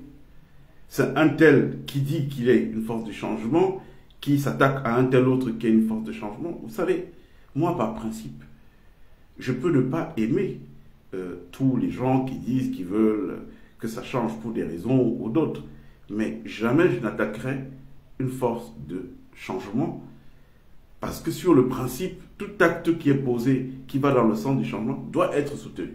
À défaut de soutenir, il faut la fermer. Il ne faut pas venir critiquer, venir dire je ne sais pas moi quoi, parce que c'est un truc qui est de nature à démobiliser, alors qu'aujourd'hui, il doit avoir un chorus pour aller vers le changement.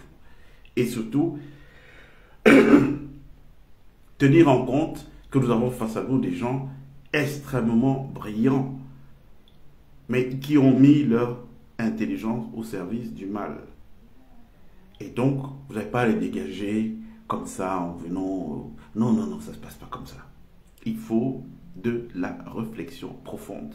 C'est étonnant que, à quelques mois d'une présidentielle, si elle se tient, qu'aujourd'hui, les forces du changement ne soient pas en train de parler un langage commun.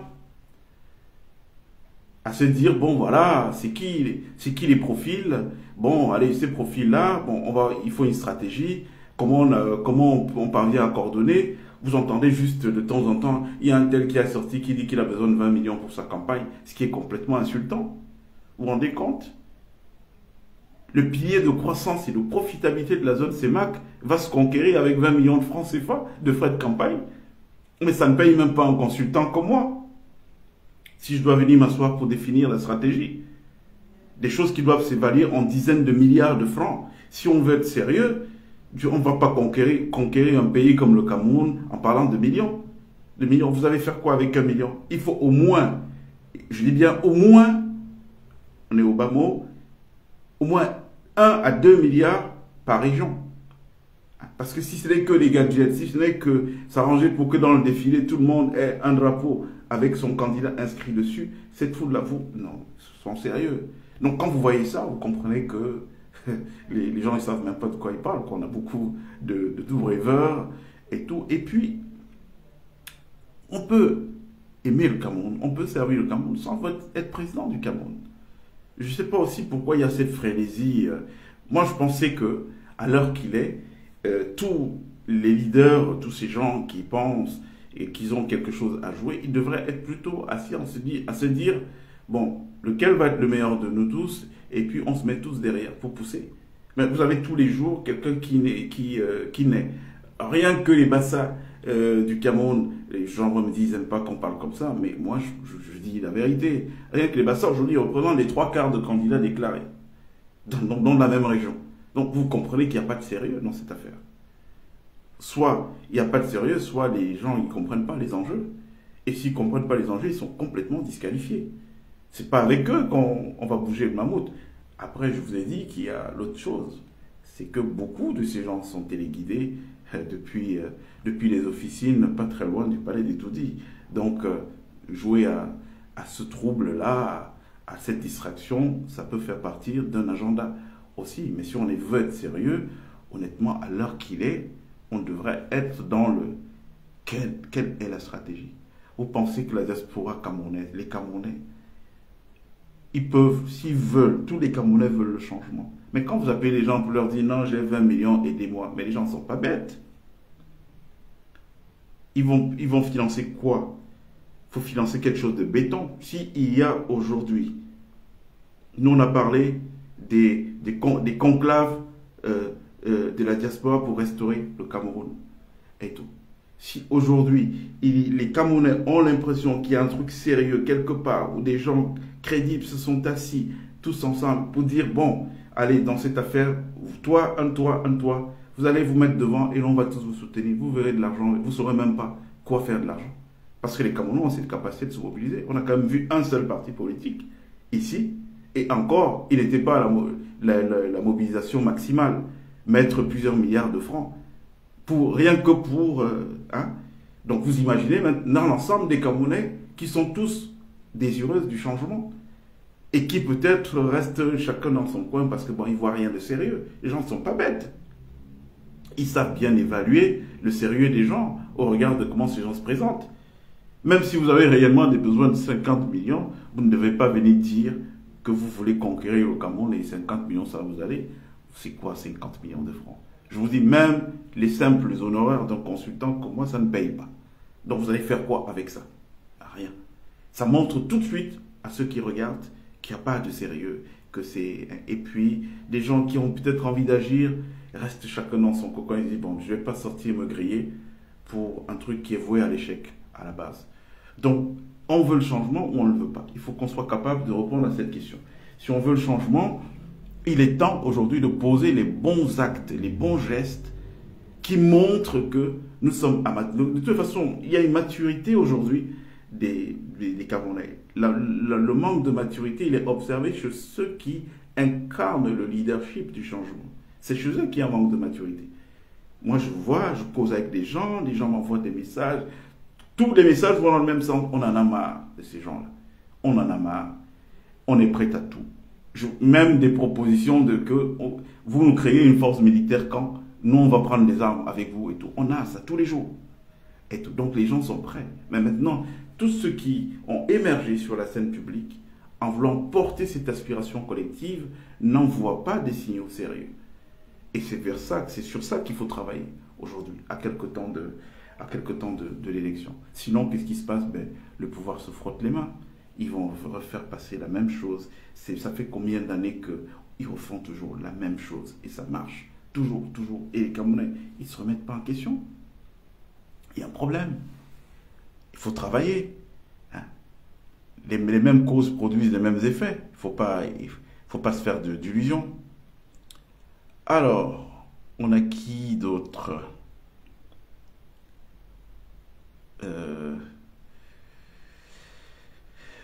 Quel message à prendre? Oh, c'est dommage que je ne vois pas en temps réel. Après, voilà. Et il y a Franck Chély qui dit que... alors, il y a Tani Dieudonné qui demande si on peut intervenir en direct dans le live. Alors, qu'est-ce qu'on peut faire? Ouais, parce que ce serait été bien de l'entendre. Malheureusement, je n'ai pas de dispositif pour ça. Sinon, j'aurais vraiment volontiers. Je vous aurais laissé parler volontiers. Et on vous aurait entendu. Donc, bon, on va faire ça une autre fois parce que j'ai pas prévu ça. Il y a qui? Il y a Tanier Dieudonné qui dit: tu as bien fait l'autopsie du Cameroun, mais tu sous-estimes le confort psychologique du Camerounais qui est proche de zéro.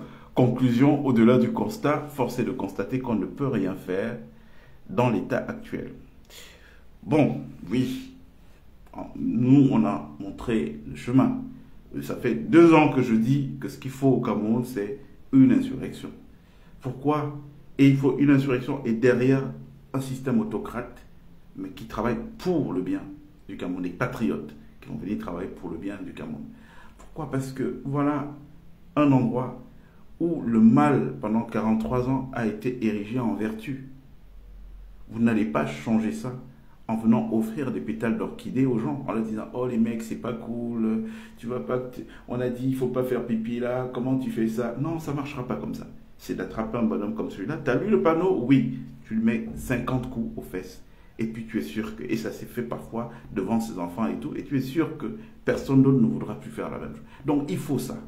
Il faut des patriotes, et il faut surtout un coup de force. Et quand je dis, je ne pense pas forcément à l'armée camerounaise, parce qu'elle fait partie du problème. Vous pensez que les citoyens qui sont là-bas, ils sont différents du reste de la population? Ils sont comme tous les Camerounais. C'est ça la vérité. La vérité, c'est qu'ils sont pareils que les autres. Et c'est pour ça que je disais tout à l'heure que bon, le système est en train d'atteindre ses limites. Parce que quand vous parlez avec les tenants du pouvoir qui vous disent eux-mêmes qu'ils sont fatigués, et vous vous dites, mais il y a quelque chose, on est en pleine sorcellerie là. Oh, vous êtes fatigué? Mais je vais vous raconter une histoire. Dans les années 2000, quand il a été question de libéraliser l'audiovisuel. Donc ça a été fait. Et puis aussitôt que les premières radios ont commencé à émettre, parce que je suis très à l'aise pour vous parler de cette histoire-là, de ce pan de l'histoire du Cameroun, j'ai été un acteur et un témoin. Donc aussitôt que les radios ont commencé à émettre, on a observé nous qui avions une certaine idée de ce que c'est qu'un média, prenons ça vraiment comme un quatrième pouvoir, il y a eu tout de suite une dérive. Dans certaines radios, les gens s'attaquaient aux gens, ils insultaient, et tout, on s'est dit, ah non, les mecs qui sont en train de nous casser le mythe des médias, il ne faut pas qu'on laisse ça faire. Qui était ministre à l'époque? C'était un certain Jacques Famenot, c'était lui le ministre de la Communication. Et donc, on a fait une délégation de professionnels du métier pour aller dire, mais non, nous appelons, écoutez bien, hein, nous appelons à une régulation, un système qui va quand même réguler, parce qu'on ne peut pas laisser ça faire. La conséquence directe va être que tout le monde va être amalgamé, et puis nous allons perdre ce statut de quatrième pouvoir, parce qu'on va penser qu'une radio, une télé, c'est un endroit où tu viens, tu donnes un billet, et puis on va en insulte X ou Y. Mais qu'est-ce qui s'est passé? Il nous a rayonné, fameux Nongo. Pourquoi? Parce que ça les arrangeait bien, la situation. Comme ça, ils se sont dit, bon, allez, ce truc-là, on a d'abord laissé ça à contre-cœur, et maintenant, on n'a pas besoin de contre-pouvoir. Donc, si le quatrième pouvoir-là, ils peuvent se décrédibiliser, ça nous arrange. Ils ont fait quoi? Ils ont laissé faire. La situation que vous voyez là aujourd'hui au Cameroun, où X prend l'argent sur Y pour diffamer un tel et tout, c'est eux qui ont encouragé ça. Nous, on a vu ça, la mort dans l'âme, on n'a rien dit, on a laissé faire, puisqu'on ne pouvait rien. L'autorité étant du côté de ceux qui font ça parce que lui, son intérêt, c'est qu'il n'y ait pas un contre-pouvoir réel qui laisse, on a laissé faire. Mais nous, on savait, moi j'avais pensé déjà à l'époque, qu'arrivera un moment où cette société qu'ils sont en train de fabriquer va créer du tort à tout le monde. Qu'est-ce qui se passe aujourd'hui? Quand j'entends les mêmes monter pour dire, ouais, les gens là ont dit n'importe quoi, je rigole, je dis, mais c'est vous qui avez était pour l'émergence de ce système. Mais au moment où vous étiez dans le petit calcul politicien, vous avez ignoré que les ravages que ça pouvait créer dans l'ensemble de la société, donc y compris pour vous, étaient des ravages qui n'allaient pas être à tête chercheuse. Donc on a laissé pourrir un système. Pourquoi? Parce que bon, ça arrangeait les intérêts politiques de l'époque, mais aujourd'hui ça crée du tort à tout le monde. Vous voyez? Ça c'est un exemple de choses vécues dont je peux vous parler à profusion. Alors, Agnès dit, le problème en Afrique, c'est déjà une bonne formation, une bonne... Oui, je suis allé à Brazzaville au Congo. Il y a une zone économique spéciale qui s'appelle Maluku. C'est à 100 km de Brazzaville. Ils ont créé des entreprises et tout. Quel est le problème qu'ils ont rencontré? Ils n'avaient pas de personnes formées pour profiter de ce gisement d'opportunités en termes d'emploi. Pourquoi? Parce qu'il y avait une inadéquation formation-emploi. Donc, vous voyez des gens qui venaient vous dire, ouais, moi j'ai la licence, mais la licence ne vous forme pas un métier. Ou j'ai le bac, ou j'ai machin, ça ne vous forme pas un métier. Donc, la question de formation que vous évoquez, là, c'est une question qui est centrale. Il faut créer des formations. Nous, on avait pensé à l'idée de lycée technique professionnel. On s'est dit, il faut au moins 10 lycées techniques professionnels et l'ITEC Pro dans l'ensemble du territoire, donc un par région. La vocation de ces lycées techniques professionnels sera de former les gens à des métiers concrets. Et puis maintenant, dans la quête de partenaires que nous avons dans le monde, l'idée c'était de se dire, bon, on va voir Mercedes, pour encourager Mercedes à une délocalisation au Cameroun par exemple, ben, la région où Mercedes délocalise, elle peut se faire sponsor de l'un des modules qui est enseigné dans le lycée. Ça veut dire quoi? Ça veut dire que les jeunes qui sont dans ces lycées techniques professionnels sont en stage de spécialisation dans les usines Mercedes, ils acquièrent la culture d'entreprise et compagnie, et dès qu'ils ont fini, ils ont leur diplôme, et ben, ils ont un réceptacle en termes d'emploi, tout de suite ils vont travailler dans ces entreprises. Voilà un peu le schéma que moi j'avais pensé dans ma tête. Donc aujourd'hui, même si du jour au lendemain, on se retrouve avec des centaines de milliers d'emplois, on aura un problème. Ces emplois ne pourront pas être pourvus parce que nous n'avons pas des gens qui sont formés. Vous voyez, on prend un domaine comme la soudure industrielle, tout simplement. On a un type qui est arrivé au Cameroun, brillant, forgidame à l'époque, il décide de ressusciter les chantiers navals. Il est créé de toutes pièces et tout. Il réussit à créer de l'attractivité sur la région Cameroun. C'est-à-dire que les gens partaient d'ailleurs pour venir faire dépanner leurs chalutiers et compagnie au Cameroun. Un vrai savoir-faire. Qui sont les gens qui formaient? Il a pris beaucoup de gens comme ça, viens former de A à Z au métier, que de faire passer 15 ans sur des bancs à un enfant qui, à la fin, ne sait rien faire. Mais l'idée, c'est d'orienter les gens en fonction des vocations, de dire, bon, toi, tu as 15 ans, dès 15 ans, on te met déjà tu entres dans un lycée technique professionnel, tu commences la soudure et tout, tu vas être en spécialisation. Au bout, quand il a 25 ans, il a 10 ans d'expérience. Il a appris, il connaît, il est compétitif. Et c'est que de cette manière qu'on peut ramener de la devise. Vous savez, on a parlé de la question de la double nationalité. Moi, je dis plutôt la nationalité plurielle.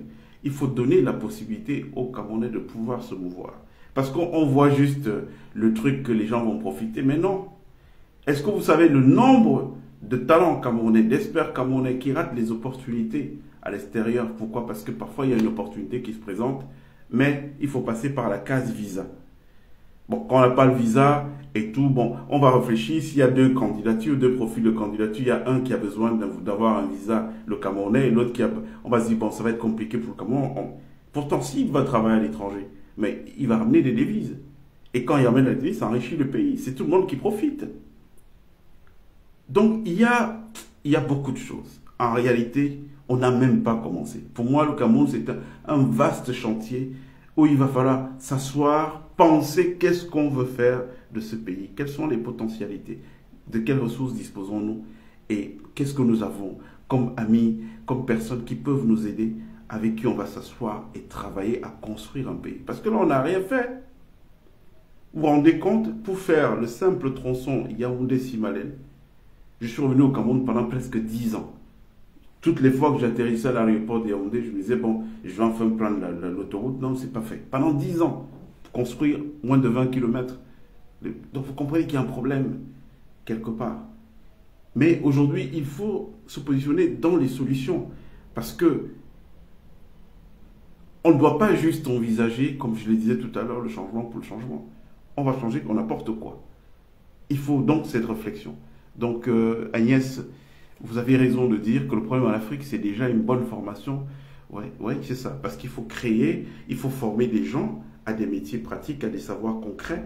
Et puis ces gens-là, maintenant, on pourra mettre en face d'eux des gisements d'opportunités. Leur dire, bon voilà, par exemple, ce truc-là, c'est une honte qu'on n'ait plus de chantier naval compétitif au Cameroun.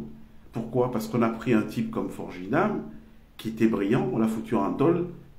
Quelle valeur ajoutée? Zéro valeur ajoutée pour le pays. Il est là-bas, et puis la chose qu'il avait commencé à bâtir est morte de sa bonne mort. Donc il y a matière à réveiller tout ça. Mais il se trouvera que peut-être le jour où on viendra sortir tous ces gens de prison, ils seront plus en capacité en termes d'énergie de pouvoir être opérationnels. Ils joueront juste des rôles de conseillers. Et peut-être au niveau relationnel, s'ils ont des relations à gauche, à droite, de sonner le tocsin pour battre le rappel des troupes. Mais il va falloir qu'on ait des gens en capacité de travailler pour construire quelque chose. En tout cas, moi je dis ça pour les leaders, hein, pour ceux qui vont être président, ministre. Moi je vous ai dit, je suis candidat à rien. Je suis juste un citoyen qui est engagé à fond pour que le pays change et qui est prêt à mouiller le maillot, comme je le fais depuis 2 ans, pour accompagner, aider à dénicher les talents qui peuvent incarner ce changement. Et voilà, c'est ma part que je fais pour mon pays. Hein, et chacun devrait faire pareil. Moi je le dis, c'est dommage que les gens pensent que la seule façon de se rendre utile à son pays, c'est d'être candidat à la présidentielle, de vouloir être président. Non! On peut servir son pays de différentes manières. Et justement, le fait que tout le monde soit habité par des « je veux être président », mais finalement, à quel moment on construit le projet? Alors que vous imaginez toutes ces intelligences. Si chacun prenait un peu d'humilité et se disait « bon non, moi je veux me mettre au service d'un projet », sachant que on ne devient pas président. C'est le destin. Si votre destin est d'être président, je vous jure que même si vous êtes caché au fin fond de Tokombéré, quelqu'un viendra vous chercher là-bas quand l'heure va sonner pour vous dire, bon, venez, je vais vous raconter une histoire. Le président Wade perd l'élection, la dernière élection avant celle de 2010 qu'il a gagnée. Il en avait fait baver sa famille, la prison, les arrestations. Sa famille a trop souffert. Ses enfants n'ont pas profité de lui. Sa femme aussi, elle alternait. Entre tel problème, elle doit venir intervenir. Donc elle a dit à son mari, tu vas une dernière fois, là si tu perds, tu me donnes ta parole d'honneur, tu arrêtes la politique. Il a donné sa parole d'honneur à sa femme, oui, j'arrête la politique. Alors, il s'est passé quoi? Il s'est passé qu'il s'est retiré, il a quitté le Sénégal, il est venu habiter en France, il habitait à Versailles, dans leur maison familiale. Et 2010 arrive, ou 2010 ou 2012, je ne me rappelle plus très bien. Il y a une élection présidentielle au Sénégal. Donc Wade est déjà, il a raccroché les grands, il n'est plus dans la politique. Et puis un jour, il est là, il y a une délégation qui débarque. C'est tous les grands ténors de la politique sénégalaise, les Tanor Dieng, les Moustapha Niasse, ils viennent tous à Paris, ils viennent le rencontrer. Qu'est-ce qui se passe? Moi, je suis retraité, de quoi avez-vous besoin d'un conseil? Les gars me disent non, nous pensons que nous avons décidé que c'est toi qu'on va tous soutenir pour que Abdou Diouf tombe. Parce qu'on en a marre, le pays est aujourd'hui en lambeaux. Il a dit, mais non, vous savez que c'est impossible. Moi, j'ai raccroché, je ne suis plus dans la politique. J'ai arrêté. Et de toute façon, même si je voulais, je ne peux pas. J'avais déjà donné ma parole à ma femme Viviane que je ne suis plus dans la politique, donc vraiment, peine perdue. Bon, mais vous avez fait le déplacement dans la tradition de la teranga sénégalaise. Donc voilà, je vais bien vous accueillir, bien vous traiter et tout et tout. Les mecs, ils insistent, oui, mais non, vraiment, cette fois-ci, viens, nous te promettons que tu vas gagner et tout. Il leur dit non, moi, je ne suis plus dans la politique, j'ai raccroché. Alors, qu'est-ce qui se passe? Finalement, ils insistent à un point où le président Ouad leur dit, bon, je peux vouloir, mais j'ai donné ma parole à ma femme.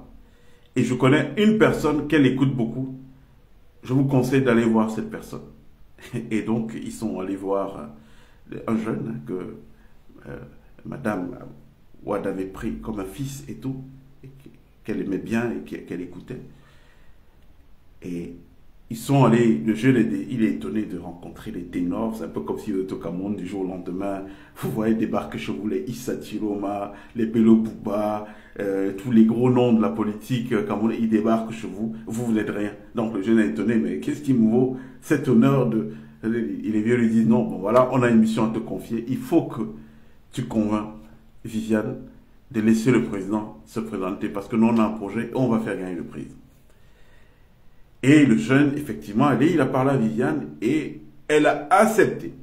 En disant, bon, c'est la dernière fois, tu promets non, parce que tu avais déjà dit et tout et tout. Ouad est parti au Sénégal, résultat des courses, il est devenu président. Donc, c'est pour dire quoi?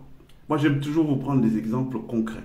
Parce que le problème chez nous, c'est que beaucoup de ceux qui occupent l'espace discursif public parlent souvent sans que cela ne soit appuyé par une expérience, soit appuyé par des situations qu'ils ont vécues personnellement, et ça fait que ça rend moins les propos moins pertinents. Donc j'aime souvent prendre des exemples.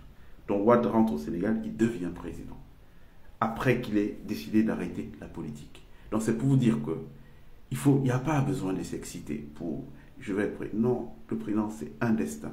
Quand c'est votre destin d'être président, je vous jure, regardez ce qui s'est passé chez nous. De tous les collaborateurs d'Aïdio, qui pouvaient penser un instant que ce soit Paul Biya qui deviendrait président, puisqu'il se faisait baffer par des gens comme Aïssi Vodo. Gère tais-toi quand on parle, toi si tu veux parler, et tout. Mais qui pouvait imaginer? Mais c'est sur lui que c'est tombé, parce que c'était son destin de devenir président. Donc, il n'y a pas besoin d'excitation il faut se mettre au service de son pays. Et je vois beaucoup de talents là, qui malheureusement sont en train de se neutraliser entre eux, alors que chacun de ces talents pouvait jouer un rôle essentiel.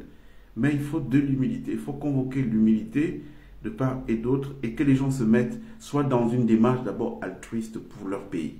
Le reste, si ça doit venir, si c'est que c'est sur vous, vous n'aurez pas d'effort à faire. On va choisir, un type va dire non c'est moi, à 2 jours de l'élection, il tombe malade et tout, il est incapable de... Vous avez vu ce qui s'est passé au Sénégal? Il n'y a aucune certitude qu'Ousmane Sonko sera président du Sénégal un jour. Parce que pendant qu'on le pense là, beaucoup de choses peuvent se passer. La politique, c'est très fluctuant. Est-ce que lui-même pouvait imaginer un seul instant que ce ne serait pas lui assis au palais et pas Diomaye? Et que ce serait Diomaye et pas lui, pardon. Il ne pouvait pas s'imaginer. Donc la politique, c'est un destin. Et ils sont partis, ils ont des cartes à main qui peuvent griller et puis empêcher que lui ne soit jamais président. Donc la politique, c'est le destin. Il faut l'histoire de la présidence, c'est le destin. Ce n'est pas des choses qu'on force. Il faut travailler pour le Cameroun, c'est le mot que j'ai envie de dire. Et puis voilà, le reste suivra. Ceux qui sont choisis par notre ordre cosmique en profond, ils vont occuper les fonctions qu'ils doivent occuper.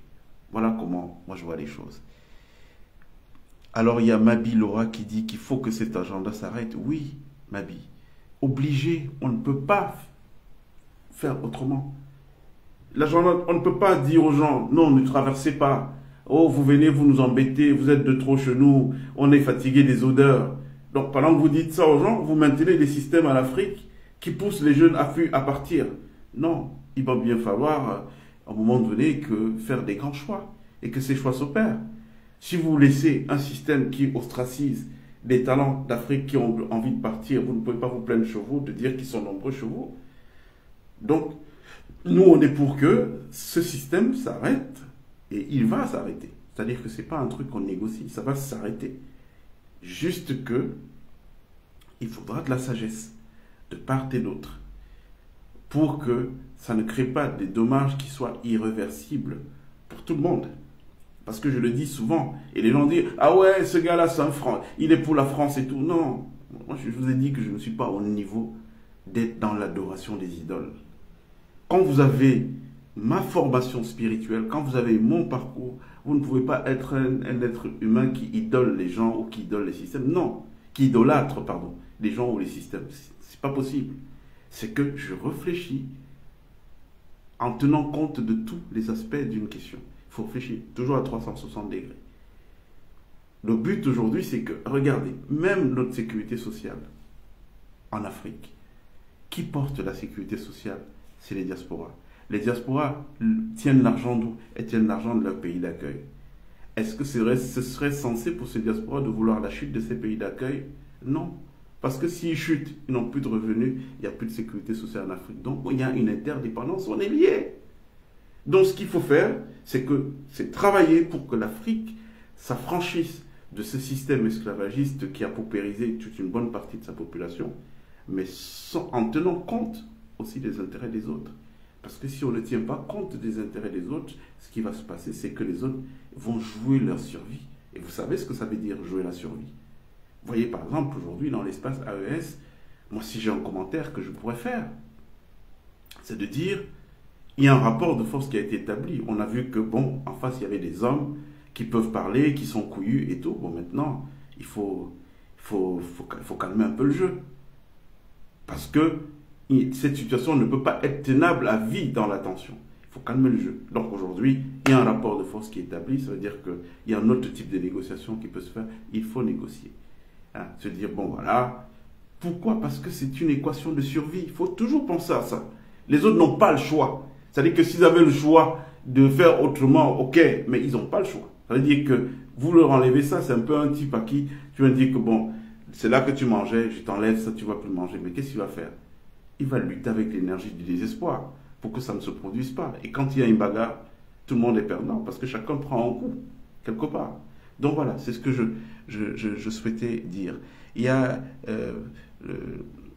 le commissaire Ebene que j'aperçois quelqu'un pour qui j'ai un très grand respect, pour la capacité qu'il a eue de comprendre l'enjeu que cela représente aujourd'hui, de sortir chacun de sa zone de confort pour pousser, parce qu'on ne peut pas laisser que 2025, que ce système continue. Pour nos enfants, on n'a pas le droit de rester tranquille, on doit tout simplement agir. Et j'ai plutôt tendance à avoir du respect pour des gens comme ça, qui ne se posent pas des questions. Qu'est-ce qui va m'arriver? Est-ce qu'on va me tuer? Je vais mourir? Sachant que je vous l'ai dit, c'est pas sans danger ce que nous faisons. Hein. On est l'objet de fatwas, des séances d'exorcisme, on jette nos noms dans les feux et tout, pour qu'on brûle, pour qu'il nous arrive les pires vilainies. On sait comment le système fonctionne, rassurez-vous. Mais voilà, quand vous êtes dans une démarche sacerdotale et que vous considérez que bon, vous n'avez rien à perdre, c'est pour les générations d'après, bon, le reste n'est pas important. Philippe Bichobi Bitan dit le problème en Afrique, c'est déjà une bonne formation, une bonne moralité et surtout une bonne éthique à insuffler dans toutes les formations. Tant qu'il n'y a pas une bonne éthique dans tout ce qu'on fait, dans tous les domaines, surtout aussi, tant qu'il n'y a pas une bonne éthique dans tout ce qu'on fait, nous ne décollerons jamais. Et ça dans tous les domaines. Vous avez parfaitement raison. C'est pour ça qu'il faut opposer à la religiosité la spiritualité. Parce qu'en Afrique, les gens croient qu'il n'y a pas de spiritualité en Afrique. On est dans la religiosité. On répète des dogmes. La spiritualité, c'est mettre en adéquation ce qu'on pense, ce qu'on dit et ce qu'on fait. Donc la mise en adéquation de la pensée, la parole et l'action. C'est ça la base de la spiritualité. C'est pour ça qu'on est dépassé par les sociétés asiatiques, où vous avez un enfant qui naît depuis qu'il est petit et il a un respect pour son maître. Pourquoi? Parce que nous passons tous par les apprentissages. Mais si les gens qui peuvent professer, qui peuvent enseigner, aujourd'hui sont chahutés parce qu'à peine ils ont commencé à parler, quelqu'un vient avec nous dire non, c'est la démocratie, c'est la liberté d'expression, j'ai aussi le droit de donner mon avis. Mais tu donnes quel avis? Tu as appris à quel moment pour avoir des avis à donner? Pour régurgiter, il faut ingurgiter. C'est-à-dire que si vous ne pouvez pas vomir ce que vous n'avez pas avalé, il faut déjà que vous ayez quelque chose, il faut être plein pour espérer se placer devant des agoras, commencer à discourir. C'est pour ça que regardez même les sociétés de pensée, tout ce qu'on appelle franc-maçonnerie et compagnie, qu'est-ce qui se passe là-bas chez eux? Les nouveaux, les aspirants, les gens qui viennent, ils sont interdits de parole. Hein. Vous n'avez rien à dire. Ils doivent rester un bon temps jusqu'à ce qu'on considère qu'ils ont ingurgité suffisamment de savoir pour pouvoir régurgiter. Donc, et ça passe par la discipline que peut conférer la spiritualité. Il faut qu'on se discipline. Les religions là, ils ne sont pas en train de faire... Parce que regarde, qu'est-ce qu'elles nous enseignent? Quand une religion vous dit, faites ce que je vous dis de faire, ne faites pas ce que je fais. Vous vous rendez compte de la gravité d'une telle déclaration? Ça veut dire que, bon, la parole, ça ne sert à rien.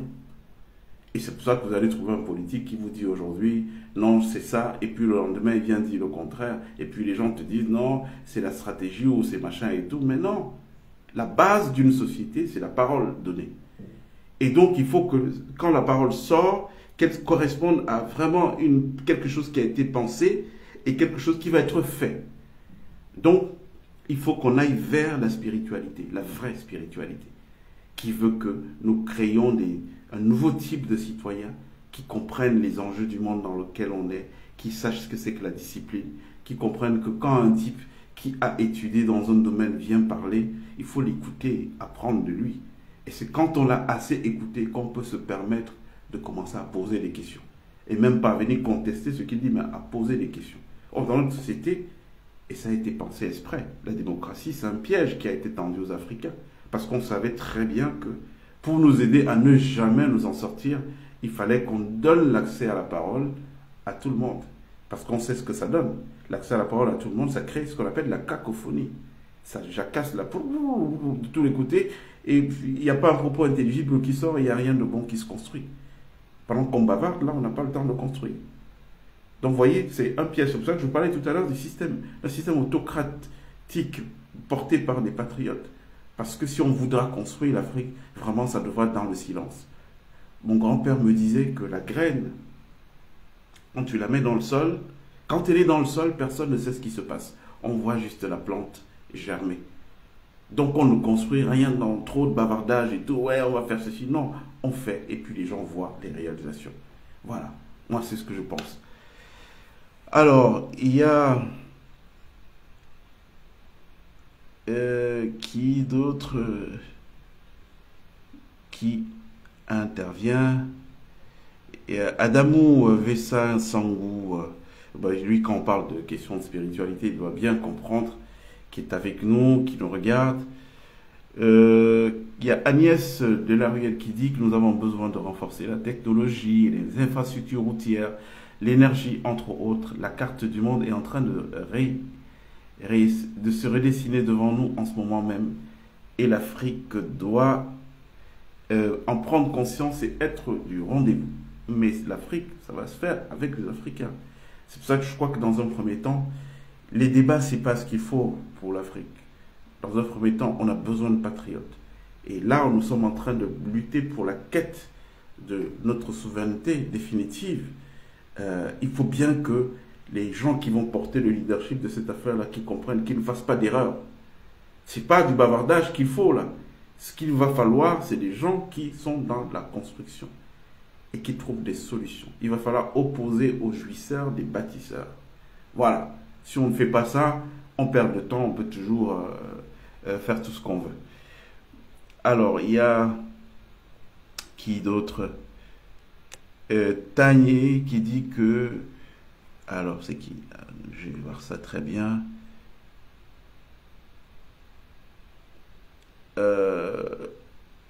Voilà, il dit le système, donc c'est Franck Chegui qui dit que le système du président Biya déteste le progrès, ce système s'accommode de la fainéantise et de l'idiotie.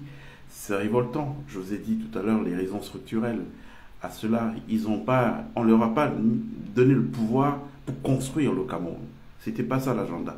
Et il faut que chaque Camerounais arrive très rapidement à cette compréhension du problème pour comprendre tout le reste. J'ai souvent dit ici, c'est pas la peine d'aller essayer de faire des projets à valeur ajoutée au Cameroun parce que ça va être antinomique avec les missions de la gouvernance actuelle. Ils sont pas là pour construire le progrès. Vous pensez que c'est un hasard? Essayez-vous d'ouvrir un compte, même de 2000 € ici, en France, du jour au lendemain, vous venez avec 2000 €, vous allez créer un compte. Vous allez voir tous les problèmes, les questions qu'on va vous poser. Alors, comment vous imaginez qu'il y a des gens qui ont des comptes ici de 3, 4, 5 millions d'euros et ça ne pose pas de problème, ça ne gêne pas? Mais parce que ces gens-là sont des gens qui sont adoubés. Ils sont adoubés, on sait que d'abord on leur a mis comme mission de piller, de faire tout ce qu'il faut pour que ça ne bouge pas. Et ils ont le droit de venir ici acheter des maisons, garder l'argent dans les banques. Parce que le moment venu, quand on va siffler la fin du truc, du coup cet argent va être confisqué, il va enrichir certains potentats ici. Donc voyez un peu quoi. Il faut savoir c'est quoi le problème. Si on ne comprend pas le problème, la stratégie thérapeutique, elle sera nulle. Donc voilà, c'est important de comprendre le problème, Franck. Alors il y a Tani qui dit vous avez raison Morgane, l'industrie elle est... Non, ça c'est pas Tani, ça c'est... Il y a Claude Manga qui est avec nous. Bonjour cher Claude, comment allez-vous? J'espère que vous allez bien. Alors, je crois qu'on va la voir enfin. Mais pourquoi toutes les fois qu'on l'a, il disparaît? Excusez-moi, je suis obligé de regarder au même moment.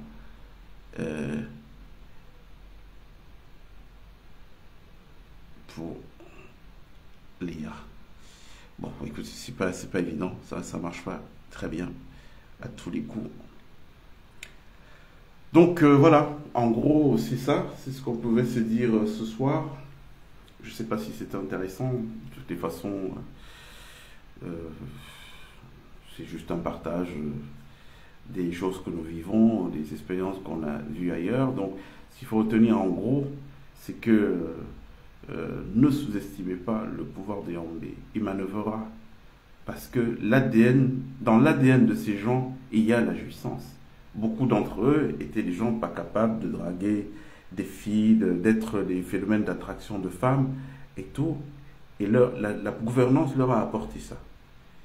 Se dire quoi? Ça veut dire qu'aujourd'hui, leur dire, bon, vous avez laissé le pouvoir pour eux, c'est de renoncer à ces choses-là qui nous ont permis de prendre notre rang social, ça va être compliqué. C'est pour ça que je vous dis, depuis, oubliez les schémas d'élection et compagnie. Le changement au Cameroun ne peut pas venir de cette manière. Parce que des mauvaises habitudes se sont installées. Vous vous rendez compte? 75 ans de mauvaises habitudes, vous allez dire aux gens, oui, bon là vous avez perdu, entrez maintenant à la maison, et puis vous n'allez plus avoir de chauffeur, et vous ne pouvez plus convoquer les jeunes filles que vous détruisez dans vos bureaux, parce que c'est ça qui se passe dans notre pays. Moi, au Cameroun, en Afrique centrale, quand je compte les pays classes, je vous mets le Gabon, je vous mets le Congo, je vous mets la Guinée équatoriale, euh, euh, le Tchad même avant, et puis le Cameroun et la Centrafrique, ils se battent là-bas. Oui, parce que c'est le seul pays d'Afrique où moi je vois des jeunes filles qui parfois donnent leur jeunesse à des vieux croulants et sans rien en contrepartie. Parce que les gens sont tellement méchants au Cameroun qu'ils se complaisent à faire quoi? À tenir les gens, à maintenir les gens sous perfusion, quoi. Donc il a donné 100 000 à une fille, il sait que ça va pas aller loin, peut-être qu'il lui a foutu une maladie entre-temps, donc les 100 000 c'est aller dans les hôpitaux et il n'a rien le temps de construire. Allez dans les autres pays dont je vous ai parlé tout à l'heure, vous allez voir ce que c'est. Vous voyez que là-bas, il y a une forme de redistribution. Une femme qui rencontre un Congolais ou un Gabonais, mais sa vie change, quoi. Elle sait qu'elle a rencontré quelqu'un d'un certain niveau et ça impacte dans sa vie. Donc chez nous, on est à un niveau de méchanceté et c'est encore plus chez les jeunes Camerounais. Parce que je vous dis, ils sont une part du problème. Je vous le dis, pourtant je suis aussi jeune, mais nous sommes une part du problème de notre pays. Ceux qui n'intègrent pas ça vont beaucoup déchanter le moment venu. S'ils n'intègrent pas le fait qu'il y a un certain nombre de mentalités, déjà une introspection à faire, des choses à revoir dans notre façon de fonctionner si on veut réussir. Sinon, on va se retrouver très rapidement avec « Oh, les gens, ils ont le pouvoir » et on regrette déjà des gens comme Biya, ce qui serait la pire insulte pour nos ancêtres. Réussir à faire regretter les gens qui ont perdu 75 ans de nos vies, ce sera la pire insulte. Mais on n'en est pas loin. Je vous le dis, tel que les choses sont faites, si nous ne faisons pas tout de suite notre examen de conscience pour que les uns et les autres commencent à changer chacun ce qui ne va pas chez lui, eh bien, vous verrez, vous allez déchanter très très vite. Vous verrez que la capacité de haine, de méchanceté des jeunes aujourd'hui, ils ont quel lobby? Vous allez voir que Biya, c'est avec les mêmes qu'il est depuis des années. Hein? Ignat, machin, tous, c'est les copains. Ils ont été au séminaire, ils ont été à machin à Paris ensemble et tout. Ils sont restés solidaires. Hein? On peut montrer aussi des lobbies de jeunes au Cameroun solidaires qui font des choses entre eux qui... Non, c'est dès que l'un arrive, il conspire de toutes ses forces pour qu'il n'y ait pas un autre jeune qui émerge. Et s'il y a un jeune qui est là, il faut le piétiner parce qu'il doit être le seul. Et la meilleure façon de le piétiner, c'est par les humiliations, puisqu'ils n'ont pas de vie spirituelle, hein, ils ne connaissent pas les notions de karma et compagnie, c'est commencer à arracher les femmes de gens, à humilier les autres et tout et tout. C'est ça, c'est un peu ça. J'exagère à peine au niveau de la caricature. Mais si vous êtes honnête, vous allez reconnaître que c'est un tout petit peu ça, quand même, ce qui se passe aujourd'hui. C'est d'ailleurs pour ça que les autres ont prospéré toutes ces années. Pourquoi? Parce que qu'est-ce qu'ils font? Ben, ce qu'ils font, c'est que, bon, quand il y a un bonhomme qui veut tordre le cou je sais pas moi qui, à quel jeune, il appelle un autre jeune, il lui donne un peu d'argent, allez, vas-y, tape sur lui. Et le bonhomme tape sur lui à volonté. Les mecs, ils se moquent, ils savent très bien que ces mecs-là, c'est des pieds nickelés, ils pourront rien faire, on les tiendra en laisse tant qu'on veut et autant d'années. Voilà, c'est un peu ça. Bon, les amis, je crois qu'on a parlé assez aujourd'hui. Je propose qu'on se reparle prochainement. Et s'il y a des sujets, bon, ils peuvent être...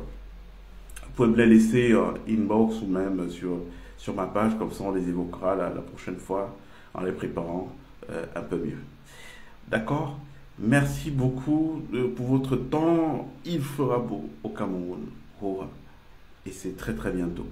Donc je vous dis merci et bon début de semaine.